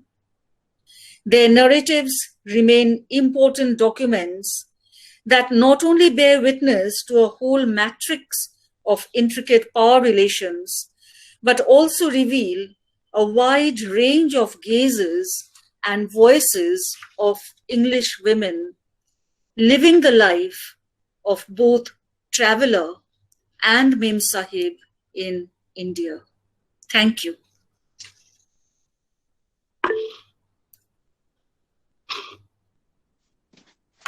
Thank you, Dr. Ghosh, for your extremely interesting presentation and for focusing on a rather less traveled academic terrain, I would say. Thank you very much. We shall move on to our next academic session, which consists of 6 paper presentations by teachers and research scholars. In this section, we have 6 speakers. The first speaker or the first paper presenter will be Dr. Ariktam Chatterjee, Assistant Professor of English, Government General Degree College, Shingur. Dr. Ariktam Chatterjee. Yeah, thank you, Madhumita. Thank you so much. Yes, welcome. Yeah, thank you for giving this opportunity. Thank you, Suasha, for giving me this opportunity from Bijoy Krishna Girls College. I'm very honored to be speaking today, and it's always a pleasure and a pride to speak in a program co-hosted by Lady Brabourne College, where I get to meet many colleagues from my service cadre. So thank you very much. It has also given me an opportunity to revisit the canon after a very long time, and to to deliberate on some of the ideas that I have been thinking for quite some time. And I will just go back and revisit the text of Henry VI, Part 1 by Shakespeare. And I will generally be exploring the question of virginity and its contentment, and let medieval and early modern Europe, using the character of Joan Le Pucelle or Joan of Arc as a point of departure, from where I will try to pitch my argument There's a part in the sixth scene of Act 1 in Henry VI, Part 1, where following the siege of Orleans during the 100 Years' War, the English forces were vanquished. And Talbot, who is the valiant commander of the English side, was captured and imprisoned by the newly crowned King of France, Charles the Dauphin, who credits Joan Le Pucelle for being the chief architect of victory and congratulates her with many terms of endearment and praise, which includes the word Astrea. Divinest creature, Astrea's daughter, he says, how shall I honor thee for this success? To an Elizabethan audience, as well as later readers of Elizabethan literature, the word Astrea would have a very familiar resonance. It is one of the most popular epithets that was used to define Queen Elizabeth I by the writers and almost all Neoplatonist philosophers of the time. Astrea from Greek mythology was a goddess of innocence, purity, and virginity, who left the earth at a time when corruption prevailed and became the mansion, the stellar mansion of Virgo, who would return once to restore justice in this corrupt world. And Elizabeth ostensibly was that returned Astrea. Now, not only was this formulation typically humanist in the way it kind of heavily invested in classical tropes, it additionally attributed a divine and mystic power to the Reginae Corpus, the body of the Queen, the source of which can be located in her immaculate virginity, of which Mary, in the mystical form of Mary Virgo, was the essential Christian prototype. Francis Yates, the great scholar of Renaissance occult and esoteric studies, have succinctly illustrated how the relationship between virginity and statehood was worked out by prominent English Renaissance men of the time, largely on Hermetic and Neoplatonist lines. Thus, the usage of so loaded a term for Joan of Arc was a highly effective locus from where the French derogation could be contrasted to the English ascension as the war progressed, thereby validating a divine benediction for the course of political events that followed. Now, in this very brief 7-10 minutes talk that I'll give, my objective is to show the way in which the patriarchal administrative structure of early modern Europe was scared and anxious of female virginity as a disruptive deviation from what they considered ordinariness within quotes, and was intent on containing it, particularly when it came in conjunct with attributions of political power. And that containment could either take the representation of a kind of saintly asexuality or an overtly sexualized depravity. And one category always had underpinnings from the other and vice versa, and was dependent on perception, transition, and temporality. Now, this is the kind of bigger picture because I know there are many students of which here, and many of them may not be familiar with the text of Henry VI as of now. They will soon be, I'm sure. So that is a kind of takeaway that is possible from this brief talk. But on a more specific way, I would also like to state how Anglican Christianity in the 16th century thereafter championed marriage and viewed celibacy as a popish corruption and potential threat or social disease. And the anxiety of the Elizabethan populace about Elizabeth's own avowal of virginity was widespread and has been amply exhibited in various Shakespeare's plays. Now, that this very anxiety projected itself in Shakespeare's charting of the destiny of Joan Le Pucelle in 1 Henry VI is a point that I'm going to argue for.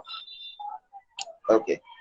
Now, there's a book by Elkin Calhouse Wilson called England's Eliza, which has revealed how the extremely contentious issue of Elizabeth's virginity was justified by a mystical assertion of marriage to the state of England. Through marriage with England, Elizabeth ensured the security and well-being of her children. Thus, the virginity, when not within the scope of physical subsuming, was subsumed through an ideological tool, which was believed to take the edge out of the disruptive state. And this trope kind of keeps repeating itself, as a way of containment of feminine virginity by kind of ideologically subsuming it to a kind of mystical marriage with sometimes the state, the deity, a cause, an institution, so it's like married to an institution. Therefore, that kind of takes the edge away from the virginity that's perceived as disruptive at some levels. Now, a strong rhetoric was therefore necessary to ameliorate the growing discomfort within a strong patriarchal political tradition, and much of which had to do with the fixing of inheritance. John Dee, Edmund Spencer, and Lilly were some of the major literary figures who erected a fabulous esoteric structure that established Elizabeth's virginity as not only acceptable, but even desirable quality for establishing England's position at the apex of the Protestant bloc in Europe as a counter-narrative to the Catholic bloc centered around Italy and Spain towards the emergence of the early modern period. Now, in a striking manner, the play shows us how Joan Le Pucelle mimics the same rhetoric by presenting virginity as a precondition for liberating her land from British occupation, as soon as she appears in 1 Henry VI.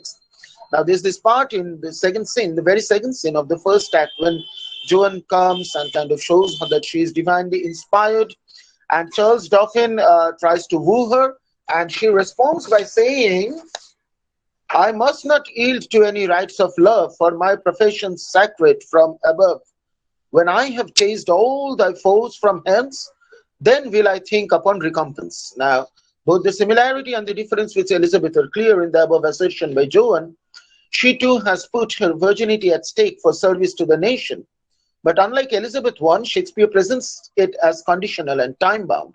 Once she has driven the enemies of her land out of it, she would not be reticent in relinquishing it. Charles appeared to be rather quick in taking this hint, and soon he praises on her, and he says, "Bright star of Venus, fallen on earth, how will I reverentially worship thee enough?"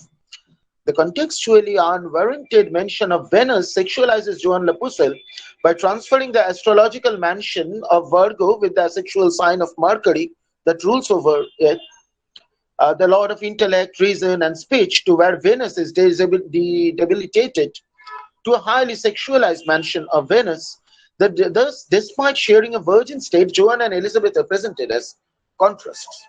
And this dichotomy around the state of virginity exhibited by Joan runs throughout the play, and which is why Talbot quibbles on her name. He says puzzle or puzzle, dolphin or dogfish. When he says that, he actually expresses a common sentiment. Thus, despite professing virginity and vouching for close communication with the saint, Joan is from the beginning eroticized, unlike the chaste Elizabeth, who even at her attractive best is the unattainable Cynthia for the beloved Endymion. In the beginning, the inspired aspect of Joan's persona overrides the sexualization, even among the English populace. However, thereafter there is a change, and Jarwonsky says she thinks that the way the Joan is represented by the two nations, both in play and in history, take the discourse differently. The French is shown to focus primarily on the spiritual aspect of virginity and see any power deriving from the superior state of virginity as coming from God, while the English see that power as intrinsically threatening and coming from the devil or witchcraft and not from God. By the end of Joan's successful expedition, it is already seen that Charles's view of Joan has considerably changed, as has his way of addressing her. She has taken on the form of a temptress, the temptress, the enchantress, and she uses her power of enchanting to woo over Burgundy towards the French side. Burgundy, as we know, was the ally of England during the 100 Years' War, when Joan of Arc intervened in the process. And she speaks to Burgundy and wins over Burgundy to the French side by using her charm, and Burgundy, and she actually says that we will entice the Duke of Burgundy to leave Talbot and to follow us. And Charles's response is interesting. He says, "Aye, Mary, switching, if we can do that." Now, Joan emerges successfully from the enterprise, and Burgundy also observes that Joan has somehow bewitched him with her words. And Joan Le Pucelle also appears to be detached from the task and says, "Done like a Frenchman, turn and turn again." Now, not only is there a prominent cynicism in her tone, there is also a deciphered degree of lewdness in her words over here. For the English, however, the threat was very apparent from the beginning. Talbot was clear from the beginning that Joan dallied in witchcraft, which involved in whoring with spirits. At one point of time, he even makes a direct reference to Charles as her paramour, accepting that non-normative virginity was difficult for Talbot and the entire English faction, more so when she placed herself at the charge of an army and wielded political position. On the other hand, she provided an occasion for the warring faction on the English sides to join ranks together because a common enemy in the form of a peasant woman appeared to put the patriarchal expectation of a rabid nobility at stake. Thus, while the French moved from a position of revered acceptance to one of diversion and decay, the English maintained her dubious virgin status as subversive and therefore in need of attack and exposed from the onset of the play. But in either ways, the position of Joan remains very precarious.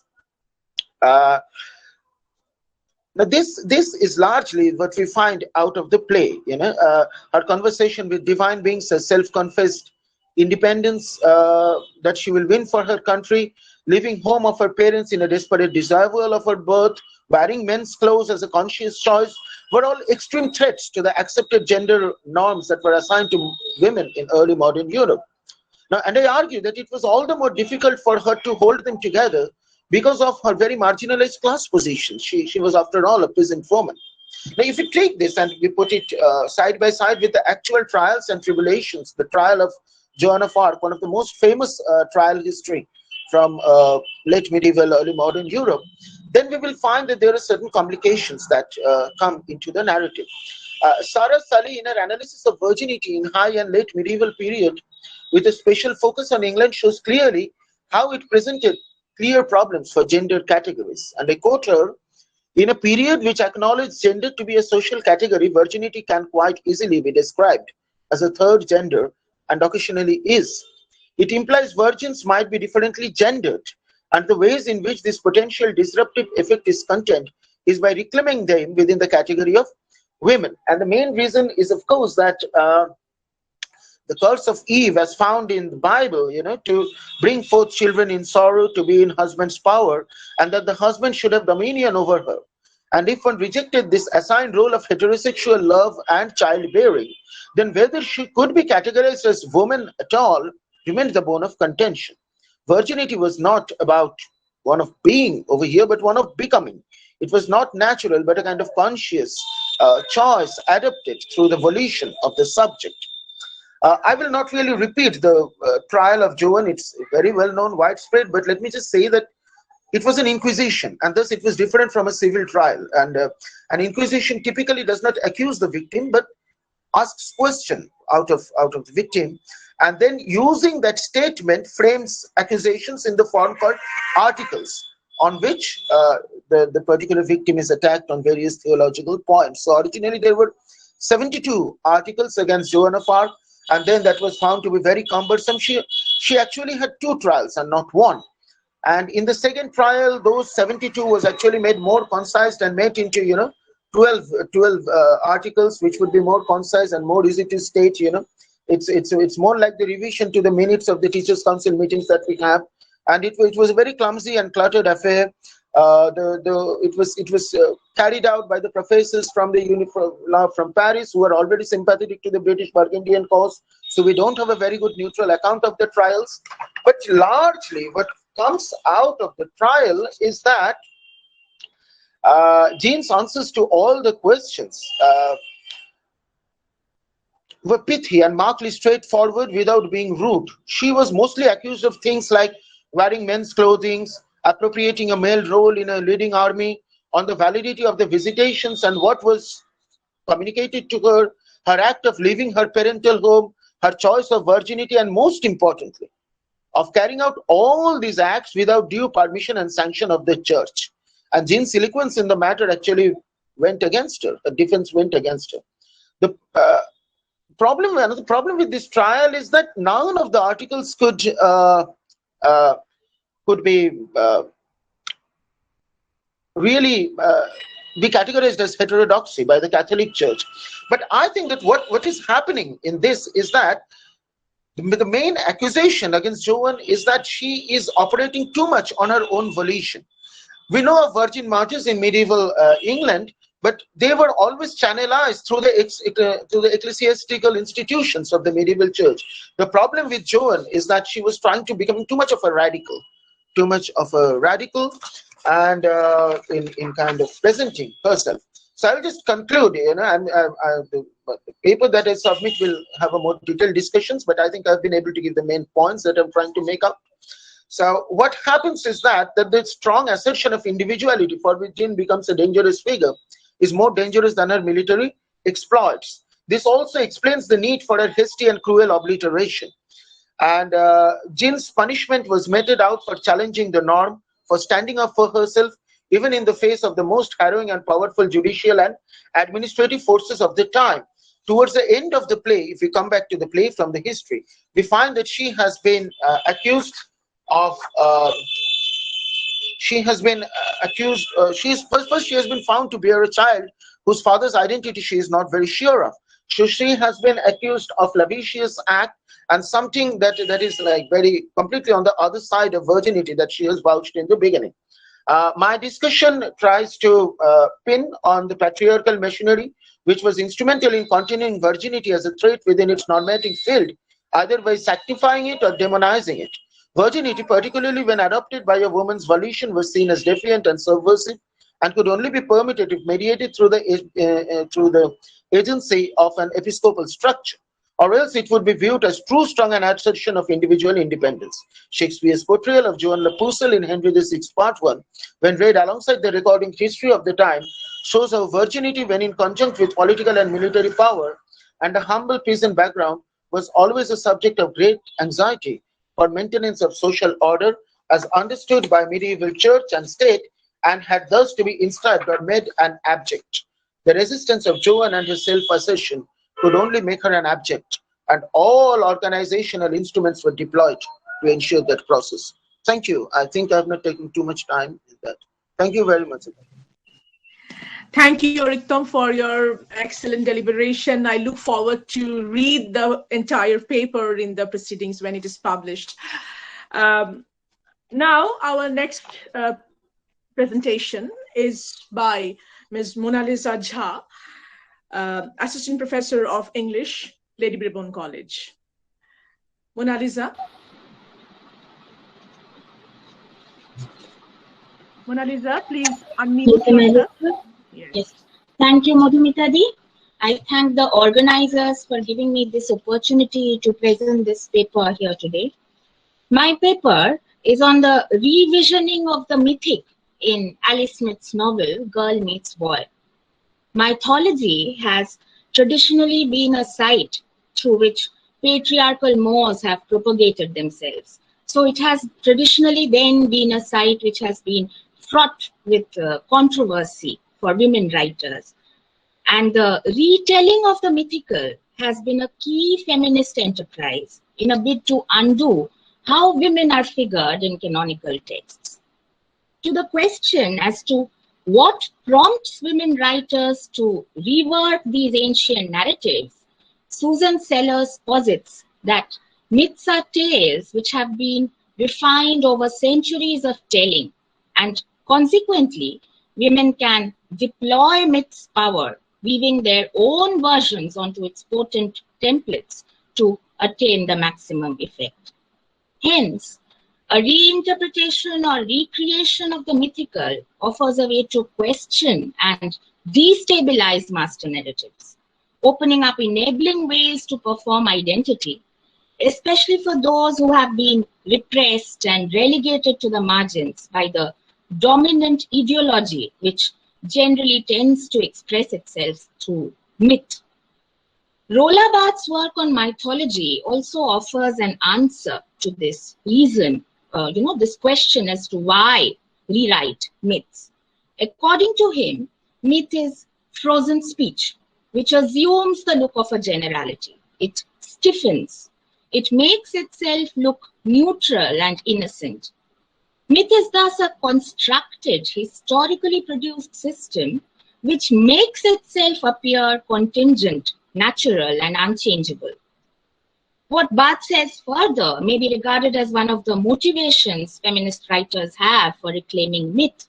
He says, it is extremely difficult to vanquish myth from the inside. The best weapon against myth is perhaps to mythify it in its turn and to produce an artificial myth. And this reconstituted myth will in fact be a mythology.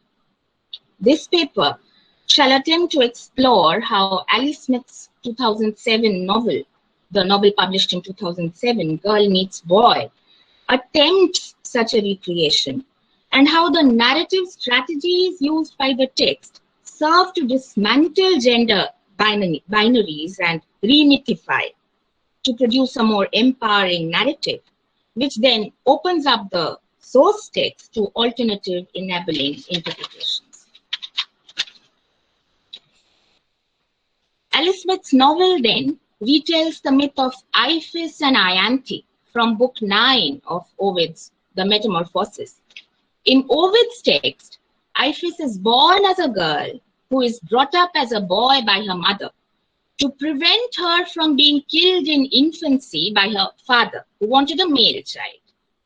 Iphis, brought up as a boy, eventually has her marriage fixed with Ianthe, who is a girl. However, Iphis is aware of the impossibility of her love for Ianthe, for as a woman, her desire for another woman is figured as unnatural, monstrous, and impossible in the Ovidian text. So that Iphis says, Ianthe will become mine, yet not be had by me. I will thirst in the midst of the waters. The conundrum is ultimately resolved when Iphis' mother prays to the goddess Isis, and Iphis is transformed into a man on the eve of a marriage. The text ends with the exhortation, Iphis performs as a boy what he promised as a girl. In Ovid's text then, clearly, the impossibility figured is the inconceivability of lesbian sexual performance, because the Roman conception of sex in Ovid's time then is structured within the male-female binary. Alice Smith, in her retelling of this myth, takes these traditional gendered perceptions of desire and fulfillment and opens up the narrative to alternative interpretations with a gender-fluid paradigm where desire may be either or both. Set in 21st century Inverness, Robin is the Iphis of the text, who falls in love with the modern-day Anthea. Anthea lives with her sister, Imogen. Interestingly, half of the narrative is focalized through the heterosexual Imogen's point of view. The metamorphosis in Alice Smith's text is not the literal metamorphosis of a woman into a man brought about by a deus ex machina as in Ovid's text, but the transformation in the heterosexual Imogen's outlook towards her sister Anthea and towards the repressive forces which have imprisoned Imogen's own psyche. Imogen then represents the conformist, heterosexual, non-confrontational figure who has always believed in blending in and getting on. Robin and Anthea's fearless claiming of their homosexual love makes Imogen too daring and defiant. So from a position of complete shock, and I quote from Smith's text, "Oh my God, my sister is a gay," she has moved on to, I quote again, "I come from a family that can't be had. I come from a country that's the opposite of the dominant narrative." Smith's text then demonstrates how it may be more productive to look at gender and desire as fluid, transformative, and mutable rather than frozen, fixed, or static. Here, it is Smith's language which reclaims the space of desire from gendered interpretations, so that the union of Robin and Anthea is described as, I quote again, "I was a she, was a he, was a we. We were a girl and a girl and a boy and a boy. We were blades, were a knife that could cut through myth." Here, the polysemic language does not simply replace heterosexual desire with a homosexual one, but blurs the male-female binary altogether, figuring desire as plural, multifarious, and multivalent. So that, again, Robin says, "We were both genders, a whole new gender, no gender at all. Also, I again quote from from Smith's novel. In describing Robin, Anthea says, "She had the swagger of a girl. She blushed like a boy. She had a girl's toughness. She had a boy's gentleness. She was as meaty as a girl. She was as graceful as a boy. She was as brave and handsome and rough as a girl. She was as pretty and delicate and dainty as a boy." Language itself, since it is the medium through which meaning gets disseminated and shaped, then needs to be reframed anew, dismantled and defamiliarized to transform thought and to counter dominant structures.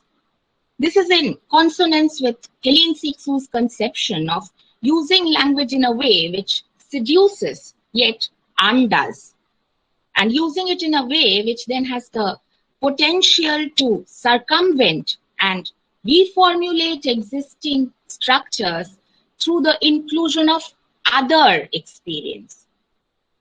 Since language is endemic to the repressive social structures within which woman has been figured as the other of man, inscribing women's history and sexuality through writing could recast the prevailing order.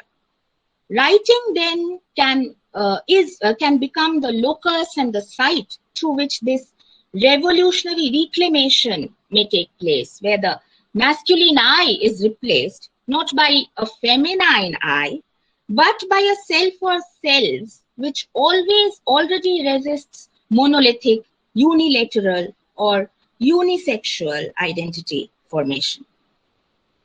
Smith's text then here, if I may say so, offers us a way of doing myth by undoing the gender binary, which then opens up the site of myth to a range of playful possibilities, rather than the way in which it has been traditionally configured as a site of lack and loss, because it is then mediated through patriarchal norms.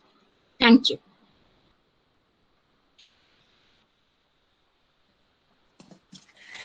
Thank you, Monalisa, for this excellent deliberation.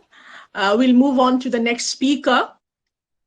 Our next speaker is Ms. Tayana Chatterjee.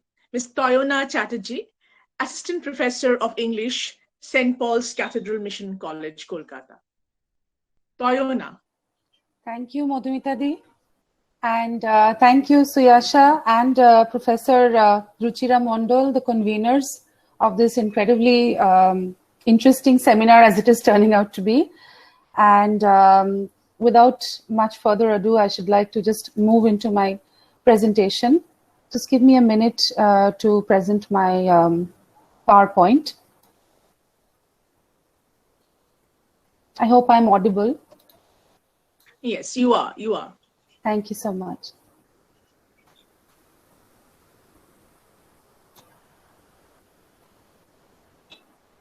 All right.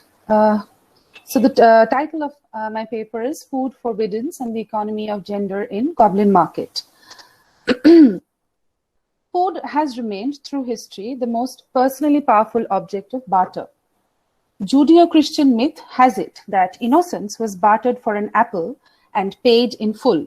It is precisely in atonement for Adam and Eve's sinful consumption that parents are required to keep providing food. Children are only to chew and swallow. It follows then that the vitality of food becomes an indispensable tool for the manipulation of human bodies. Looking at Hansel and Gretel from this perspective can aptly rehistoricize our understanding and help trace a pattern to this tendency. It is not simply a consumerist cautionary tale about curbing one's sweet tooth, but originally a pre-modern story about controlling basic hunger. Hansel and Gretel's gravest error is to use breadcrumbs instead of pebbles to mark their trail so that they can find their way back home, a waste of food. Their subsequent discovery of a gingerbread house is the first step in the system of barter, the lure of sweet bread and ephemeral confections in exchange for their careless waste of food. Despite repeated warnings, they voraciously partake of the edible house and are predictably taken captive by the owner, who plans to consume them in turn. The system of barter finds its apt conclusion in the triumphant return of brother and sister to their home, bearing spoils from the witch's house. Their triumph lies in their acquired wisdom about the economy of food and security. They have, in effect, earned their keep. Rossetti's Goblin Market almost neurotically focuses on food and food production and consumption. Lizzie and Laura relay a rather complex message about food, one that implies more than the fact that it is simply good and necessary to eat. The girls are shown to be predictably busy in chores that are productive, though not necessarily substantive. The cakes are dainty, possibly made with bleached or processed flour. The decorative quality of the food they make can easily be reduced to a gendered pattern. While many attempt to read the poem as an allegory of the fall, or at least a rewriting of that allegory, the extreme sensuousness and lavish details of food and gorging problematically go beyond this reading. As we can see from the quote here by Pierre Bourdieu, it was part of men's status to eat and eat well. Food and the practice of eating or eating satisfactorily carried significant meanings for Victorian maids, especially for those in a comfortable economic position, for the whole practice of food refusal that gained popularity among them. And may I just interrupt, madam? Your screen is showing just the first slide. So would you please change the slides again? I am changing the slides. Hang on. Can you see them now? Yes. Thank you. Perhaps I should just exit the full screen mode, then it should be easier. Maybe. Okay. Right. So, food and the practice of eating or eating satisfactorily carried significant meanings for Victorian maids, especially for those in a comfortable economic position, for the whole practice of food refusal that gained popularity among them and emerged as a bewildering medical issue called anorexia nervosa. To Susie Orbach, the anorectic struggle in the 20th century is a metaphor for our age, since the struggle specifically entails the incompatible figurations of woman in a phallocentric consumer society. Even more than this, in the Victorian bourgeois society, anorexia acted simultaneously as a very real experience as well as a metaphor, or as Deborah Ann Thompson puts it, a metonym for the contradictory shapings of femininity in an emergent economy of female consumption.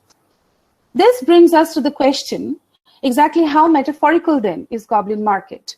Vivid images of food, feasts and fasts, hunger, binge eating and purging are predominant in the poem. Additionally, the sensuousness of the fruits is irresistible to Laura. These images have often tempted readers to decode them for symbolic meanings. In the words of Jerome McGann that you can see on the screen, ring uncomfortably true as the subject of metaphoricity in Goblin Market is particularly acute. The plot is both simple and provocative. Despite the cautionary messages to resist the forbidden fruit, Laura succumbs to temptation and binges voraciously on the fruit in exchange for a lock of her golden hair. After the feast, she is unable to eat ordinary food, perform her daily chores, or even sleep. While this episode has rich metaphorical significations, we cannot also deny the simple truth presented by Rossetti, the Victorian woman's very real and physical experiences of anxiety about eating. Young Victorian women were raised to be angels. Their breeding was carefully engineered to instill fear in their minds about the monstrous mad women they would become if they refused the submission, self-denial, compliance, docility, and silence that was expected of them. In the Victorian model, eating and the body, and also the humanist ideal of selfhood, can function as centers of, according to Foucault, disciplinary mechanisms. The body and its processes, especially appetite and sexual pleasure, are usually unable to supersede social force. The sisters produce foods for their personal consumption. On an economic level, this can be seen as an enactment of the hermeticism of their domestic scene. Rossetti compares them to bees, and the simile is very fitting. They are bee-like not only in the quiet hum of their industry, but especially in their self-sufficiency, producing with their own labor food that sustains them. This self-sufficiency suggests their empowerment, or its lack thereof. They are the angels in the house. Preparation of food functioned in Victorian England as a woman's means of self-expression as well as an indication of confined duty. If there was a change in a woman's relationship with food, it would immediately be construed as an act of rebellion. Indeed, after her encounter with the goblins, Laura changes, and the change highlights her difference from Lizzie as well as her former self. She abandons her household duties, especially the acts of food preparation. If eating is a sign of complicity with the social norms of female consumption, Laura's non-eating can be regarded as a protest of those very norms. Traditional Victorian feminine functions are dominated by food work. The market offers Laura a solution to the procurement of food without labor. Laura's refusal to work for her food seeks to prove her rejection of social imposition. The goblins, also men and merchants, stand in opposition to the maids and households. Their language is predominated by terms of finance and exchange, economy and commerce. The phrase "come by" echoes throughout the poem as the goblins' shrill repeated cry. Infusing their descriptions of the fruits they sell with adjectives that emphasize their lucrative lushness, the goblins perform their sale as experienced costermongers who know their target consumers. However, with its iterated cautions to the girls against these goblin men, Goblin Market establishes that exchange and the market are the provinces of goblins, not of girls. The market is presented as dangerous to maidens who are far safer in the confines of their home, but then the very safety of that home seems threatened by the potential intrusion of the goblins' ready-made market food. The attractiveness assigned to the fruits through their provocative adjectives underline a far more pressing truth: the lure of freedom from food preparation. The goblin's glen and the girl's home are separated by a heath, a steep bank, and a gate. These agents of separation concretize the division set up by the poem between the female household and the male market. The sisters' domestic paradise is further distinguished from the goblin's market of exchange by Laura's economic powerlessness. Laura's haven of domestic labor has no need for money and she has no means of getting it. Her lack of a coin bears testimony to the lack of economic freedom of Victorian women. The goblin's typically male response of equating her body with her value confirms the gendered system of exchange that Rossetti strives to display. However, the insistence on the separation between the two domains fails to conceal the market's intrusion into the home. Even before her encounter with the goblins, Laura keeps house in an absent dream, sick in part and longing for the night. Her lack of money is made up by Lizzie, who manages to procure a coin in order to buy from the goblins. Lizzie's angelic virtue, too, is compromised as she goes beyond the position assigned to her by society, a position marked by the lack of a privileged term of gender. Goblin Market then provides a dramatic account of the Victorian woman's entry into the marketplace, of a rudimentary capitalist industrialist economy, both as commodities and the buyer of commodities. The woman becomes, along with the commodity she purchases, a commodity herself, objectified thus by both the market and the male gaze. The brotherhood of the goblins in their man's world of commerce leer at each other, brother with queer brother, signaling each other, brother with sly brother.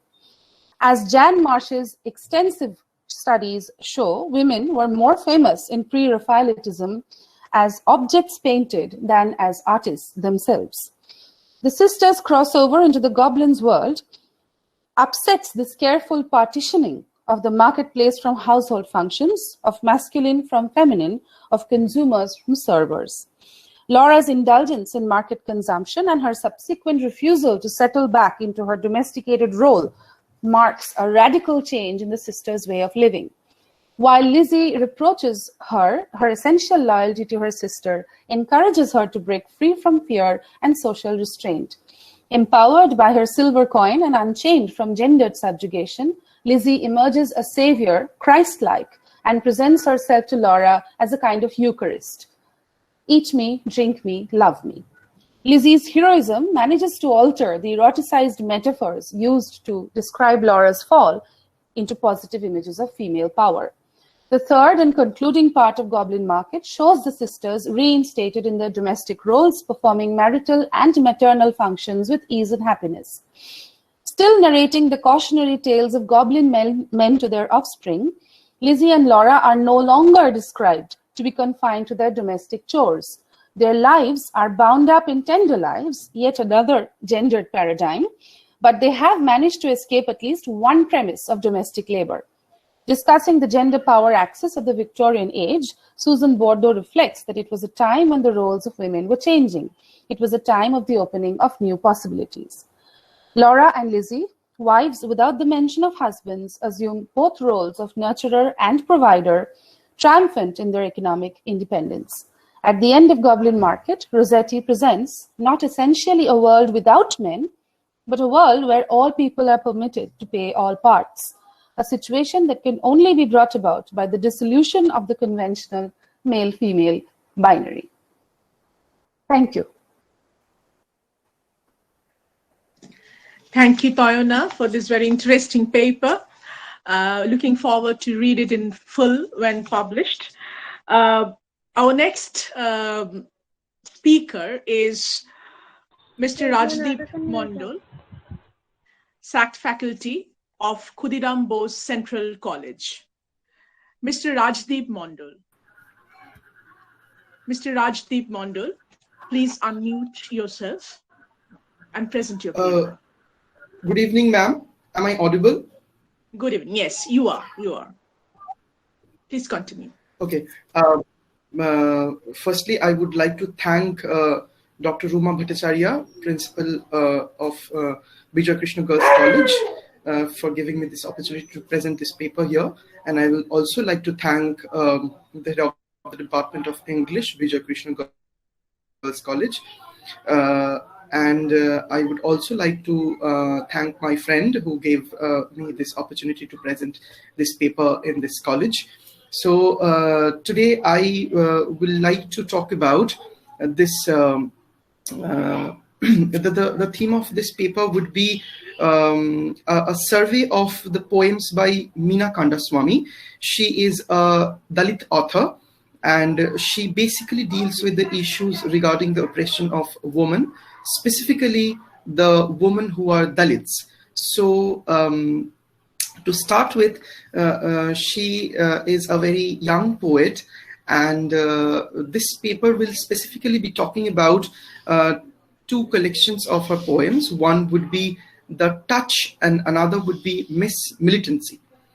So I would like to say that when Kandaswamy started writing, she was actually acknowledged by Kamala Das.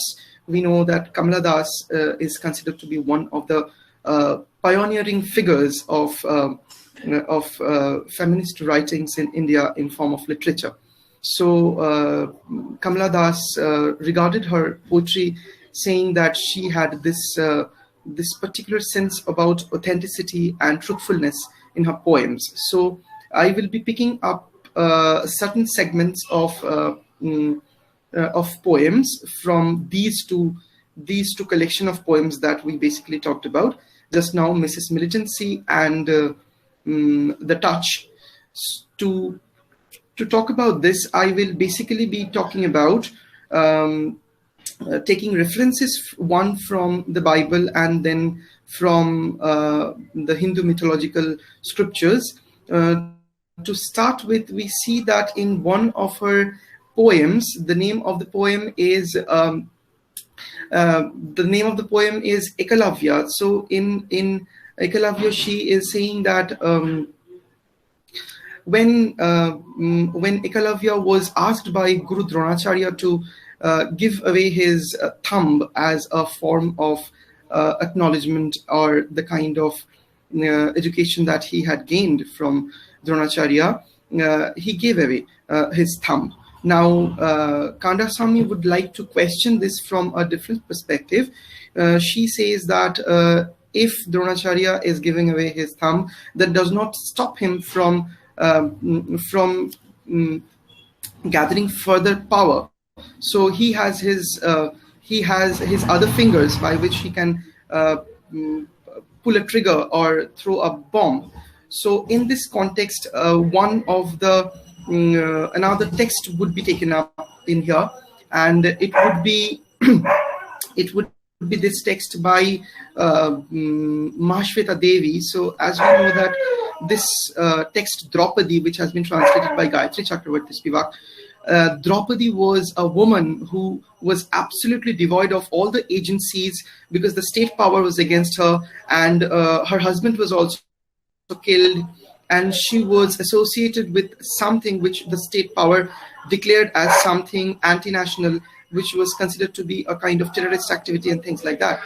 So the last thing that they could have done on her to rip her apart was to torture her body, because the body of the woman was only the single thing that she was left with, devoid of all the kinds of agencies that any human being will probably be enjoying, or something like this.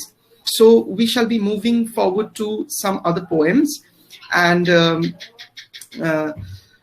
in another poem, the name of this poem is Liquid Tragedy, and this thing happened. This is based on a kind of real incident. This happened in a place named Karamchedu, and there was a kind of feud between the upper caste and the lower caste people, and the dichotomy of this situation is that the upper caste male people, they actually inflicted a kind of oppressive attitude towards the female of this lower caste woman. The situation happened like this, that there was this pond where this lower caste Dalits were supposed to drink water from, and some upper caste people, they came and they started bathing their cows and buffaloes.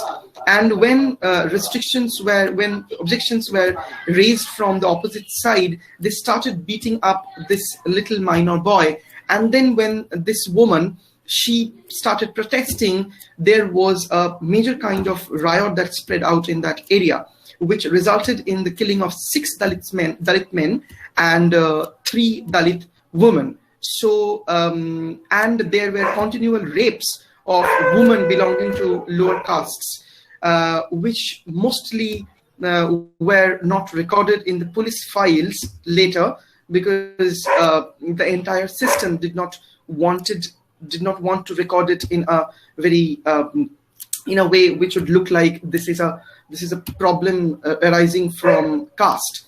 So we shall be moving forward, and this would remind us of certain texts which are graphical in form. One would be Bhimayana, which is a graphic novel which deals with the life of Baba Saheb Ambedkar, and it has been designed by 2 female artists. One would be Srividya Natarajan and another would be Aparajita Ninan. So when they were asked about the kind of artwork that they have done in those texts, it was like a kind of stitching kind of art. So they gave this kind of a reaction that each of the strikes would be talking about the pathos and the agonies of the sufferings that these Dalit people have went through. So, and then we shall be moving on to other poems. So in this poem, the name of this poem is Narration by Meena Kandaswamy. She talks about that there is this woman and who was actually sexually harassed by the landlord, and then when she was married, she was sexually harassed by the husband, and then she was also harassed by people around her husband. So these were the situations. Now this would we should focus on this theory of double marginalization that Gayatri Spivak puts forward. She says that in a post-colonial setup, the Dalit woman is the most oppressed person, because the Dalit man goes out and he is oppressed by the people who are in power, and the Dalit woman also goes out and she is also oppressed by the people who are in power. But then when the Dalit man comes back home, he beats up his wife. So this woman gets doubly marginalized. The suppression that is inflicted upon her is twice as compared to any other human being that ever exists in this system. So in this poem also, then we move forward to other poems like the Shame, and the subtitle of this poem, Shame, is also gang rape. And then we see that this girl who is constantly being tortured, and the society puts forward a kind of perspective from the people who are in power. As we know that Foucault would be saying that truth is actually constituted by the dominant discourse in the society.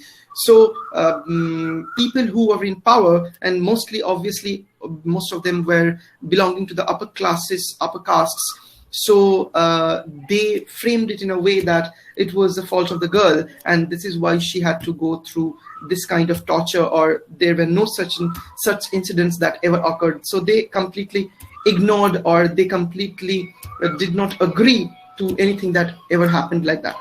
So this happens in this poem named Shame, which is subtitled as Gang Rape. Now we will be moving forward to other poems such as Backstreet Girls. This is a very interesting poem by Meena Kandaswamy. She would be probably talking about empowering women to the point that they are no more in chains, and she would also be questioning holy scriptures. She would also be questioning Manu.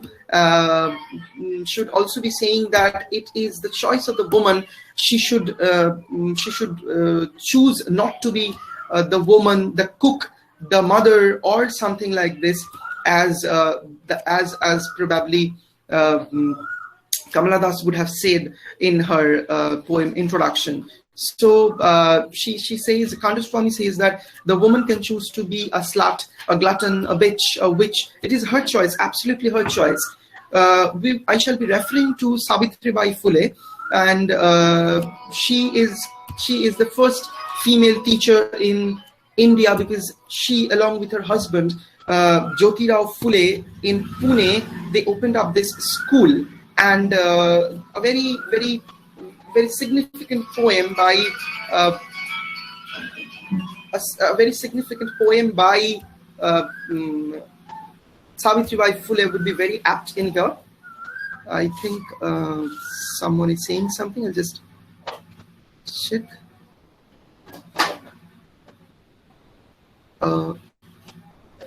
Did someone say anything? I was just trying to say that you have to wrap up quickly. Yes, ma'am. Just a minute or two. So these are the things, and then there are certain other poems which would also be talking about the extreme, supreme kind of the power that the woman should gather for herself. Mrs. Militancy, the very title, the poem which talks about the extreme kind of powerfulness of this woman, Kannaki. And she, when her husband was killed, she took a revenge from the authorities, and then also she burnt down the entire city. So this would probably remind us of Yet Says No Second Troy, where he asks that the woman should not need another Troy to burn it down. And so to conclude, Meena Kandaswamy is a woman who is writing for the cause of woman empowerment and Dalit upliftment as well. So with this, I end our presentation in here. Thank you, ma'am. Thank you, Rajdeep. Very sorry to have rushed you in this manner, but we are bound to finish by time. Thank you. Thank you, Rajdeep.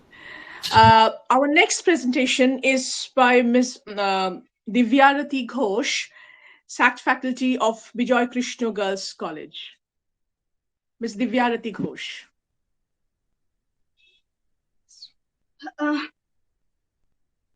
Good evening. I have entitled my paper as Female Body as a Trope of Subversion in Bhuti M. Cheta's The Joy of Motherhood. Before beginning the paper, I would like to inform that I would like to stress on basically two topics, that is motherhood / motherland, and feminine desire, which is generally equated with the creative self, or the ability to express one's selfhood. The women writer of Africa has a special task. She has to present the position of women in Africa in all its aspects. There is still so much injustice in the family, in the institutions, in society, in the street, in political organizations. Discrimination reigns supreme. We no longer accept the nostalgic praise to the African woman who, in his anxiety, man confuses with Mother Africa. Within African literature, room must be made for women. This is what Mariama Ba has to say in an interview about African, the representation of African women in African literature and tradition.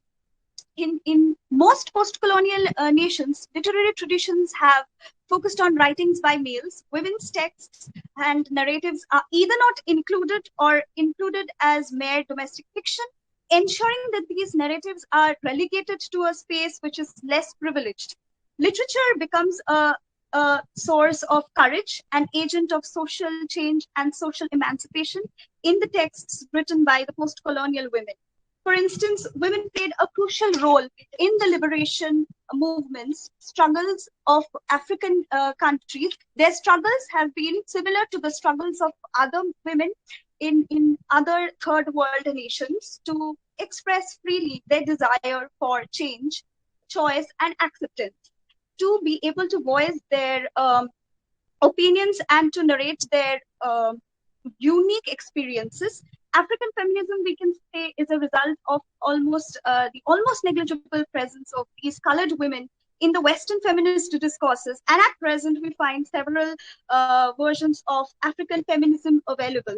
This also brings into context the American novelist, feminist, and social activist Alice Walker's concept of womanism, a term that she uses in her collection of essays In Search of Her Mother's Garden, Womanist Prose, 1983, referring to Afrocentric feminism or the feminism of women of color. Here she tries to highlight the Black woman's struggle against racism and sexism in order to create a global community, giving rise to the Black woman's intellectual, physical, emotional, spiritual wholeness. Women's writings from the former colonies often manifest feminist concerns. These writings show the women in the post-colonial societies as doubly colonized by the European race and by their own. In order to understand the plight of the Asian African women and thereby their literature and politics, one has to closely examine Euro-American feminism. In fact, it would not be absolutely incorrect to say that Western feminist discourses could not pay adequate attention to the micro-narratives and the unique experiences of the third world women.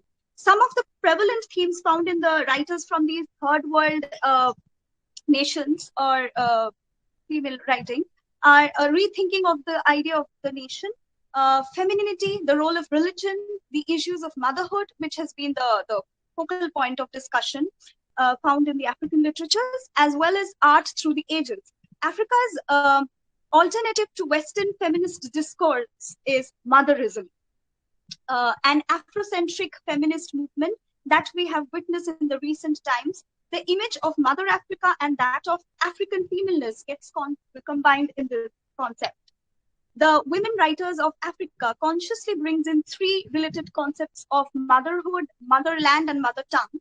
Motherism therefore signifies motherhood, and since motherhood is central to women's lives in many African states, and it does become an important theme in these literatures, Afrocentric feminist theory is therefore anchored on the matrix of motherhood. However, at the same time, these writers express their anger at the denigration of childlessness in African cultures. Motherism actually acknowledges and celebrates Black womanhood as a step towards African feminism. This ideology can be traced in the works of many female African writers such as Flora Noppa, Bessie Head, Buti Emicheta, among others. This paper intends to analyze motherhood as the site of several other debates about social identity, power, suffering, pain, through a close reading of the cult text by Buti Emicheta, The Joys of Motherhood. While trying to express her deep concerns for the women of her society, she also expresses an awareness which leads to a certain kind of universalism. Sherry Moraga, the revolutionary Chicano writer, feminist, and social activist, points out how mothering also suggests a racialized state in case of these post-colonial societies, and therefore, in case of these post-colonial literature as well, there is a link, therefore, that we get from it between racism, imperialism, and sexism, which becomes thematized in these African novels. In The Joys of Motherhood, the concept of motherhood and motherland gets entwined, and though the novel is concerned only with the African women's experience, it also becomes important for a better understanding of post-colonial gender issues. Emicheta's The Joys of Motherhood, along with her other novels, chronicles the struggles and records the experiences of the protagonist, New Ego, who wonders why women cannot have an identity which is not relative to men somehow or the other. Earlier, the images of African women were idealized in the writings by the African males. Their representations were unidimensional, romanticized, primarily as mother, which is contrasted to that which is portrayed by Emicheta in her novels, especially in the Joys of Motherhood. The very title of the novel thereby becomes ironic. The impulse, the kind of identities constructed by the African society are subverted towards the end of the play. It departs from the traditional motherhood paradigm, which has always portrayed the warmth and security of the idealized figure, to a mere, to a kind of a more multidimensional one. It gives birth to a more self-conscious womanhood.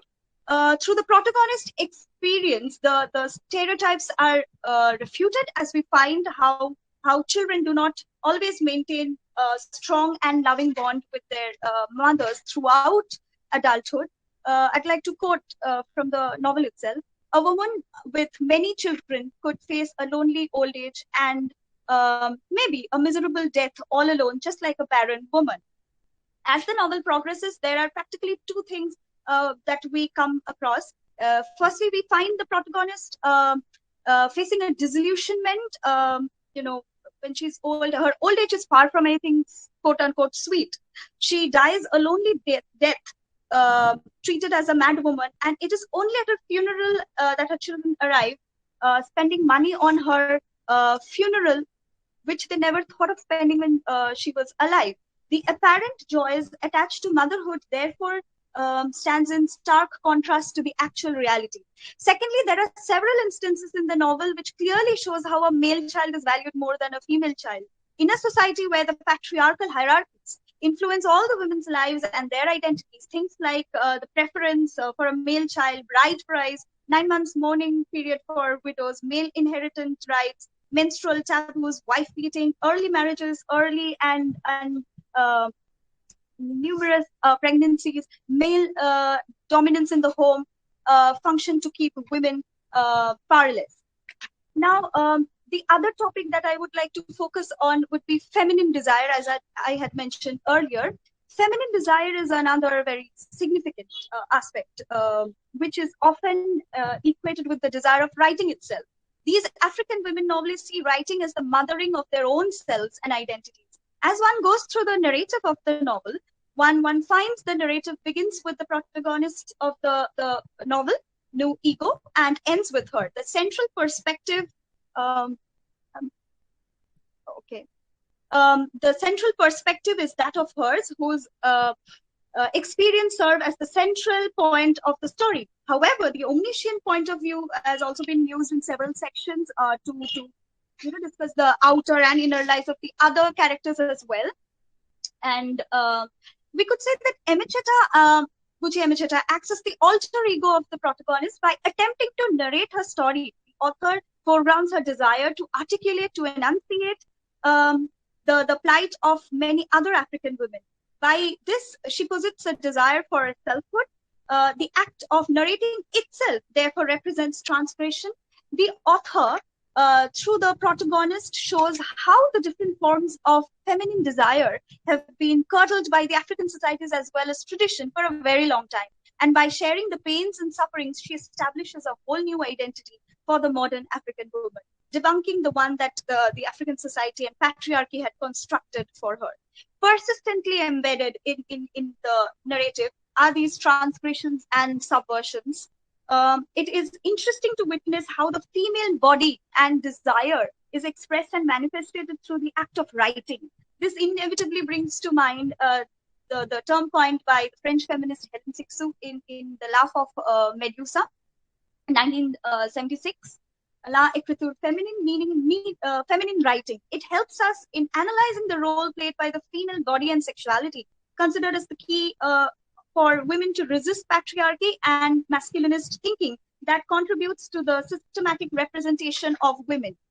To conclude, I would like to say that the individual experiences and social customs are central to the writings of Buchi Emecheta. She, along with a few other African writers and novelists, manages to bring about a welcoming change, a change in the way African women were viewed and represented in the African literary tradition, to a more to a relatively wider and inclusive one. The objectivity with which and the clarity with which she portrays the images of the African women and their narrative makes her work memorable. A feminist analytical approach has therefore been used in this paper to shed light upon the personal, individual, and psychological, as well as the socio-political and economic factors affecting women living in such societies. The joys of motherhood no longer becomes restricted only to Africa then, and the women of Africa. The personal journey of the protagonist, New Ego, also becomes the personal journey, and her experiences becomes the experiences of it transcends its space and time and becomes the journey and experiences of other repressed and marginalized women around the globe. Thank you. Thank you, Divyarati. Thank you for this interesting presentation. I'll move on to our last presenter of the day for day one. Our last paper presenter for day one is Ms. Paromita Dutta, Assistant Professor of English, Gobodanga Hindu College. Paromita? Paromita? Yes. Thank you, Madhumita. Yes, thank you. Yes, please start. I would just like to thank all the organizers, and I would like to give a special word of thanks to Professor Siuli Sarkar, to Dr. Indrani Choudhuri Dutta, both of whom happen to be my teachers, and I am what I am because of them today. So it's a great privilege for me to share this platform with them. What I have to offer, I would say, is something very simple in comparison to what I have been hearing since the evening. And it is something to which you can relate, to which all of us can relate. Actually, I just give a brief introduction. Madhumita, do I have 5 to 6 minutes at least for my presentation? Yes, of course. You have 7 to 10 was decided. No, because we are running short of time. Yes, sure. So I would just like to give a brief introduction to Jean Ursinangam. She was born in 1931. She died in 2019. She is an integral part of my research, a South Asian women poet, an author with a distinction, as I say. And if you just look at her biography, she has had a very checkered career. She has been a teacher of English. She has been moving all across the globe, east and west, traveling far and wide. And the main problem, as I see with her, is that perhaps she has not been able to step out of the conditions that framed her life. So most of her writings, particularly her poems, they seem to be focusing on her experience as a woman. And if you really read her poems, variegated network of poems, as I would say, they reveal the terrorism, the problems with the ethnic violences in Sri Lanka. They reveal her crisis of identity. After all, who is she? She is a Dutch burgher. Often we use the term burgese as well. Now, a Dutch burgher or a Dutch burgese, since there are a lot of students here, I would just like to say that they were originally supposed to get married to a native. So a Dutch marrying a native, that would make a Dutch burgher. Now, somewhere far away, very far away, she has had a white lineage. Because she has had a white lineage, she's a Christian, she eats meat, and as life would have it, she is married to a Tamil Brahmin. And a Tamil Brahmin is a devout person by all means. He's supposed to be pious, he's supposed to be very honest, he's supposed to be very sacred about all his works and duties, attend all the domestic chores. But the poems that I discussed, 3 poems, they are not dealing directly with any patriarch. My point is to just make the audience understand that you always do not need to have the figure of a patriarch to consider patriarchy as an undeniable institution in society. You are looking at a woman, that is G. Narasimham, who's trying to narrate to you her story. And it is her story, particularly from her angle, and she is also, while she's telling you the story, she's telling you of the reactions and responses of the other. Now, who is this other? This other is her mother-in-law. And the mother-in-law who has always worn thick vermilion in her parting of the hair, who has always worn heavy rich silks, who has always had the best of jewels. She has taken a lot of dowry with her to her in-laws. And she has always been praying and praying and praying from morn till eve. And she has been a very good wife and a good mother and, let us say, a very good keeper of the house. Now, contrasted to this state, when you read the poems, 3 poems in particular, the first one is Women, Goddesses and the Mythologies. The second poem is We See Each Other. And the third poem is Mother-in-Law.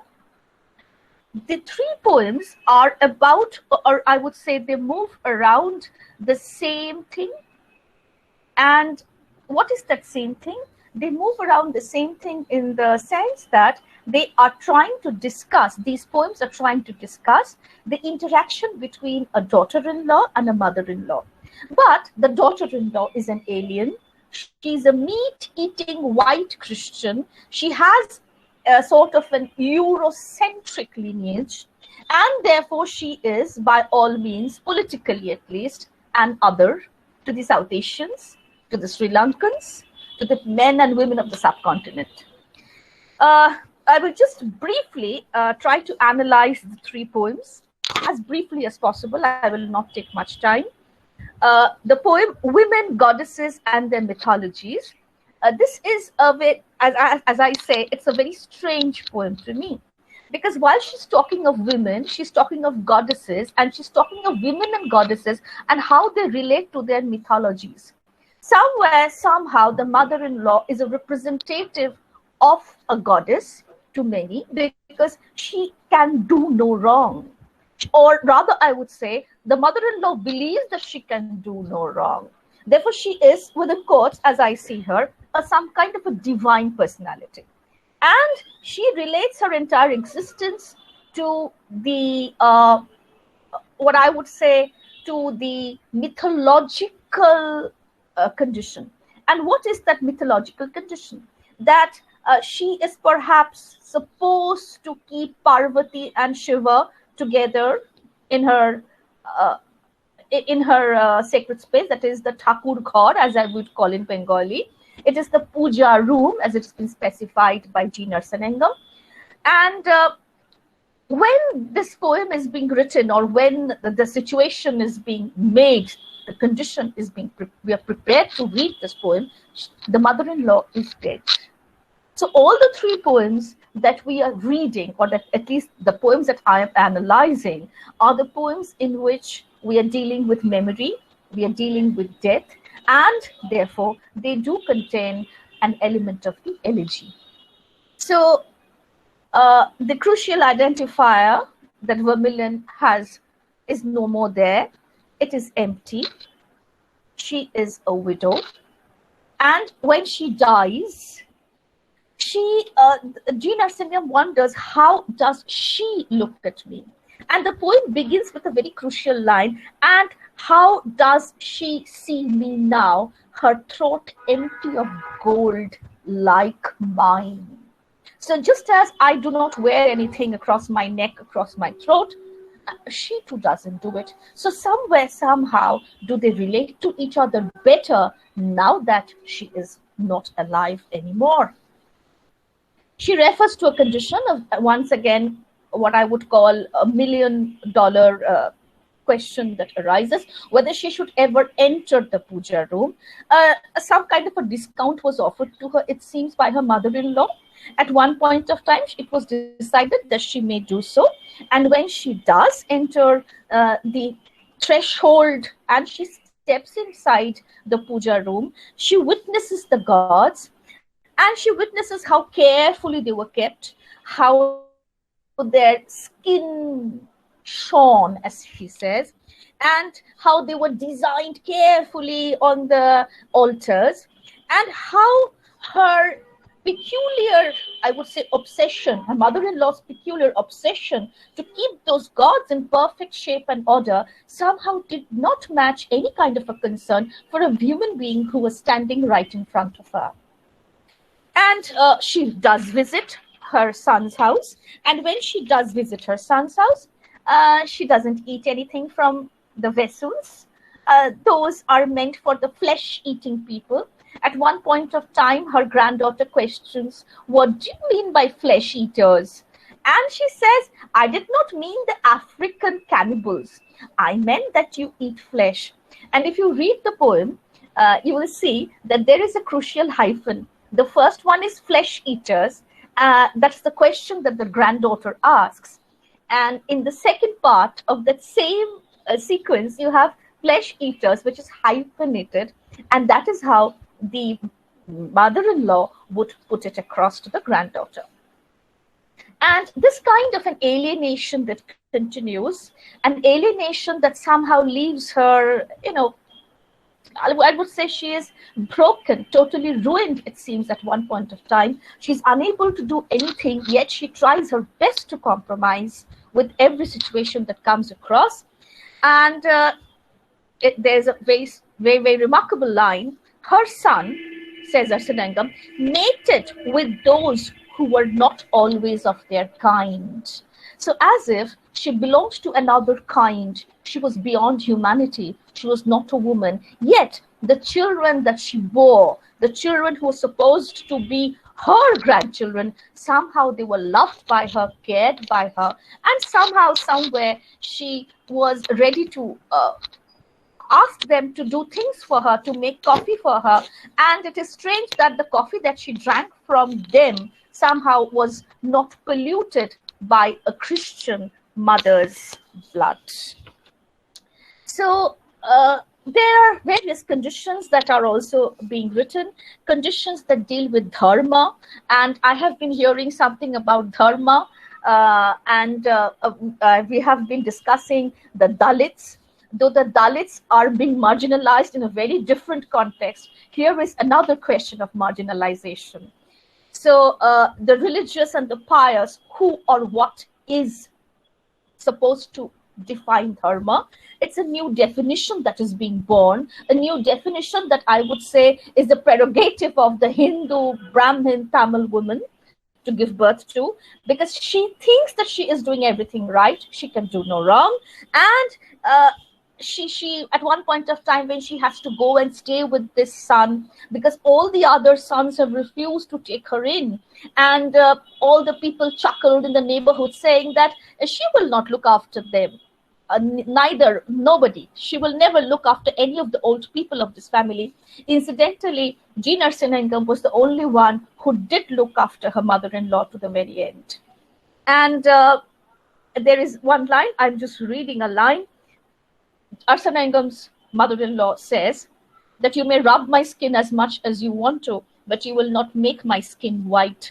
So I question whether this has a tone of regret or whether this bears a tone of defiance. And when she points to a photograph in which she sees her sweet little grandchildren standing, she says, just like English children, no?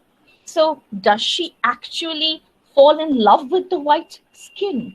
Or does she try to remind herself repeatedly that there is someone else who is there in the background who's responsible for making them white? So in another poem, the last and final one that I discussed, we see each other. Narasimham uses a very interesting phrase, and the phrase is new nakedness. We are stripped of silk and gold, and this is the time when she is going to be taken to be cremated, her mother-in-law.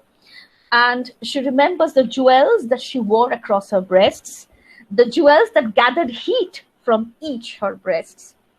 As I said, she was rich, she bore 6 children, and she was repeatedly trying to tell herself that she had some kind of a right over all of them. And she had a right over her family. So here is a matriarch who's ready to make the patriarch come out with better prominence. And in the early part of her life, when her husband and she failed to have any children of their own in the initial part of their life, she went to temples, she went all across to pilgrimages, and she had every opportunity. Had she been given every opportunity, she would have turned him from an impotent man to a potent man. But Narasimham repeats that she had this kind of an attempt to breathe desire and life into her new lord's limbs, so that he would be able to give her children. So everywhere, we need not look for a man as an opposite. We need not look for a man as the hostile force. Here is a woman who is at least enacting that hostility, that kind of a resistance, perhaps not because she has anything personal against this lady, but because she feels that her family name, that is the family name of her husband and of her husband's father, is being corrupted because of this lady's presence, who has a mixed blood and who is mixing that blood into the veins of the blood of her grandchildren. So this kind of a resistance, this kind of an opposition, this kind of a stiffness that is there in the matriarch. And we have had Rinita ma'am referring to Sojourner Truth, and we've had Rinita ma'am referring to the Afro-American context. Incidentally, I would just like to add one more thing. In Toni Morrison's Beloved, as we all know, baby Suggs decides to throw away many of her children because they came from white masters. So there too is a stiff matriarch who resists because there is no desire in her to look after children who were supposed to be forced upon her by her white masters. Here we have a South Asian lady, a Tamil Brahmin woman, who is not ready to take in this lady because she is supposed to corrupt them. And the two matriarchs at two opposite poles, but here indeed is what I would say a different case study for women as the resistant, I would say women who put up the stiff resistance merely for the sake of something that perhaps they don't themselves fully understand always. So I have made it very short. I hope to submit the entire paper where you may read all across and have a better idea of G. Narasimham. She is indeed a poet with difference. Thank you so much. Thank you, Paromita, for bringing in this new perspective. Thank you very much. And with this, we come to the end of this paper presentation section. We have a very brief Q&A session, and as I see, only meant for paper presenters. There is one question for Ms. Monalisa Jha. Monalisa Jha, there is only one question for you. In the context of the fluid gender boundaries, I'm reading out, Monalisa. In the context of the fluid gender boundaries discussed in your paper on Ali's novel and the reference to Ovid, could you care to comment on Wolfe's Orlando and the figure of Tiresias in Ovid? Also, perhaps, Ali's identity as a British of Asian origin, a fluidity of identity at other levels than gender. Monalisa, would you like to take this question? Yes, thank you for the question. Yes, the idea of this myth of Tiresias in Ovid shows how Tiresias had attacked 2 mating snakes, and then he was turned into a woman as a curse, and he had to be, he remained a woman for 7 years or so. And later, when Jupiter and Juno have an argument regarding who has the better fate, a man or a woman, they ask Tiresias because he has experienced being both. And Tiresias says that women have greater sexual pleasure. So this, in a way, reminds us of Helene Sixou and how, the idea that women's sexual pleasure is multiple and not located at a single site, and they have multiple orgasmic feelings. So there is that. And also, yes, Orlando, Virginia Woolf's Orlando is then a novel about a young boy who is then turned into a woman. Now, Orlando, unlike Tiresias, is not so sure. He says he does not know, after experiencing both genders, he cannot decide which, being which gender is better. And also in the case of that text, that also points to Woolf's own relationship with Vita Sackville-West, with whom she did have a very close partnership.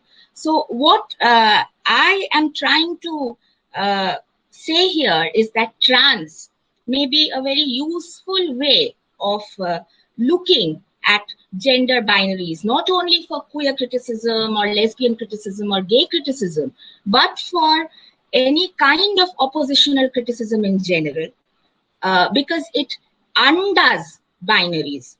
And so does not, it then, as what Derrida would say, that it brings one out of the structure, which then keeps us imprisoned within those binaries. Regarding Smith, I do not really know whether her identity is Asian, though the name Ali may point to that. What I know is that she's Scottish, and she's a Scottish Highlander. And though I discussed only the gender implications of her novel, the novel also has a particular narrative where, being a Scot, she's then looked, the characters then in a way are looked down upon by the center, by London, or by, the power center in London. And one of the characters refers to herself as a tutor, T-E-U-C-H-T-E-R, which is then a word supposedly which is then used humorously and sometimes offensively for the Gaelic people because of the way they speak. So a very interesting question. Thank you, Shantipal, for the question. There is another take on this. To Monalisa, Paromita has made. What about Zuisa in this context? Yes, that too is there. In fact, I've included that in my paper.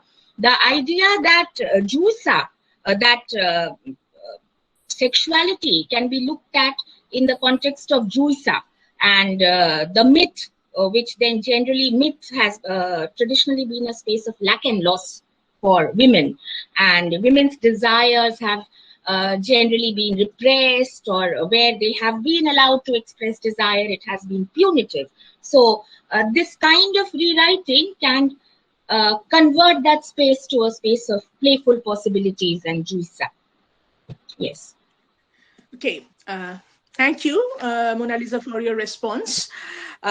Now that we have come to the end of the academic session for day one, I now request Dr. Indrani Choudhuri Dutt, IQAC of Lady Brabourne College, to deliver the closing address.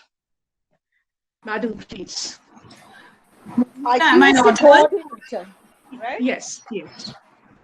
Yes, Indrani. Yes, yes. Indrani. Am I audible? Yes. We come, thankfully, not to an end, because it has really been very stimulating, but to looking forward to another beginning where again everybody will assemble and deliberate. I would like to refer first and foremost at Professor Rinita Mazumdar's laying down of the foundations of this particular seminar, when she introduced that very provocative idea of reading, calling it a bricklayer's reading, and where she mentioned in this entire idea of the gendered consciousness as there being a brick of others in us, and how she has tried to see it as an eternal space of exchange and constant interchange. And thereafter, we've had, as we had expected, and our expectations are more than fulfilled, when we've had papers being presented talking about gender fluidity, talking about the many aspects and faces of gendered consciousness. And interestingly, Paromita actually concluded with another very interesting aspect, where you actually don't need the patriarch at all to have a kind of gendered consciousness. And I think it kind of linked very much to Rinita Mazumdar's keynote address. Having said this little bit in an area where I shouldn't be intruding at all, but what I do feel that ultimately somewhere one recalls the approach of Margaret Atwood. Atwood wouldn't like to call anything feminist, or actually wouldn't agree with any of the binaries of the situation at all. She considers the whole issue of gender, if I have understood her, as a fact of social realism. In one of the presenters just had a glance at No Second Troy by Yeats, and he would have it that No Second Troy would be a kind of male dominating take on the female gender, which is perhaps one of the usual readings. I would like to think, and thinking of Atwood's more open-ended view of the gendered consciousness as a fact of social realism, I would like to think of No Second Troy introducing us a male confusion, precisely because I believe that the fluidity of gender, this question of having a brick of the other in us, is perhaps to a sensitive mind like Yeats sinking in, but not quite being able to be accepted. And I came across, just as a glance, to Atwood's particular poem, Helen of Troy does counterpoint top dancing, 1996. And I am tempted to read or share a few lines with you. The world is full of women, of course excerpts, who tell me I should be ashamed of myself if they have the chance. Quit dancing. Get some self-respect and a day job. Selling of gloves or something instead of what I sell. You have to have talent to peddle a thing so nebulous and without material form. Exploit it, they'd say. Yes, anyway, you cut it. But I have action. I have a choice of how. And I take the money. A little later, I sell men back their worst suspicions that everything's for sale. This fact of social realism, therefore, the gendered perspective as a social reality, is something that from IQAC Lady Brabourne College really applauds, because the seminar, this 2-day seminar, international level, has really brought across with a force and with many provocative comments. We in Lady Brabourne College, we have always considered the gendered awareness should neither evolve into some kind of announced, nor should it be taken as anything of a stigma. It has been our vision and mission, as always reminded by Madam Principal, Professor Sarkar, that every girl student of our college, and definitely I think Bijoy Krishna Girls College would share the same vision, that she is a person of potential, who has a socially real existence, as the international seminar is discovering and disseminating. And as a socially real woman, she is always evolving her natural generosity, tolerance, perseverance, and tenacity. And we, the teachers, are only trying modestly to hone so that she blossoms into a socially real, socially meaningful person. On behalf of IQAC Lady Brabourne College, we once again express our gratitude that such a stimulating conference, and as my colleague Dr. Parna Ghosh said, that in the midst of the whirligig of examination and what have you, it has become a reality. I thank Dr. Ruma, Bhattacharya, Principal, Bijoy Krishna Girls College, Professor Siuli Sarkar, Principal, Lady Brabourne College, the IQAC of Bijoy Krishna Girls College, the departments of English of both the colleges, my very young colleagues from both the departments, whose tireless efforts and immense patience has made this academic exercise a reality. Thank you. Once again, we are very proud from IQAC Lady Brabourne College to be associated with it. Thank you once again. Thank you, Dr. Choudhuri, for your support and so aptly closing this day one academic discussions. We have come to the end of today's program. Tomorrow we will join again at 4 p.m. sharp for some more invigorating talks and presentations. Thank you for being with us, and we look forward to another such day. Join tomorrow at 4 p.m. Have a very good evening.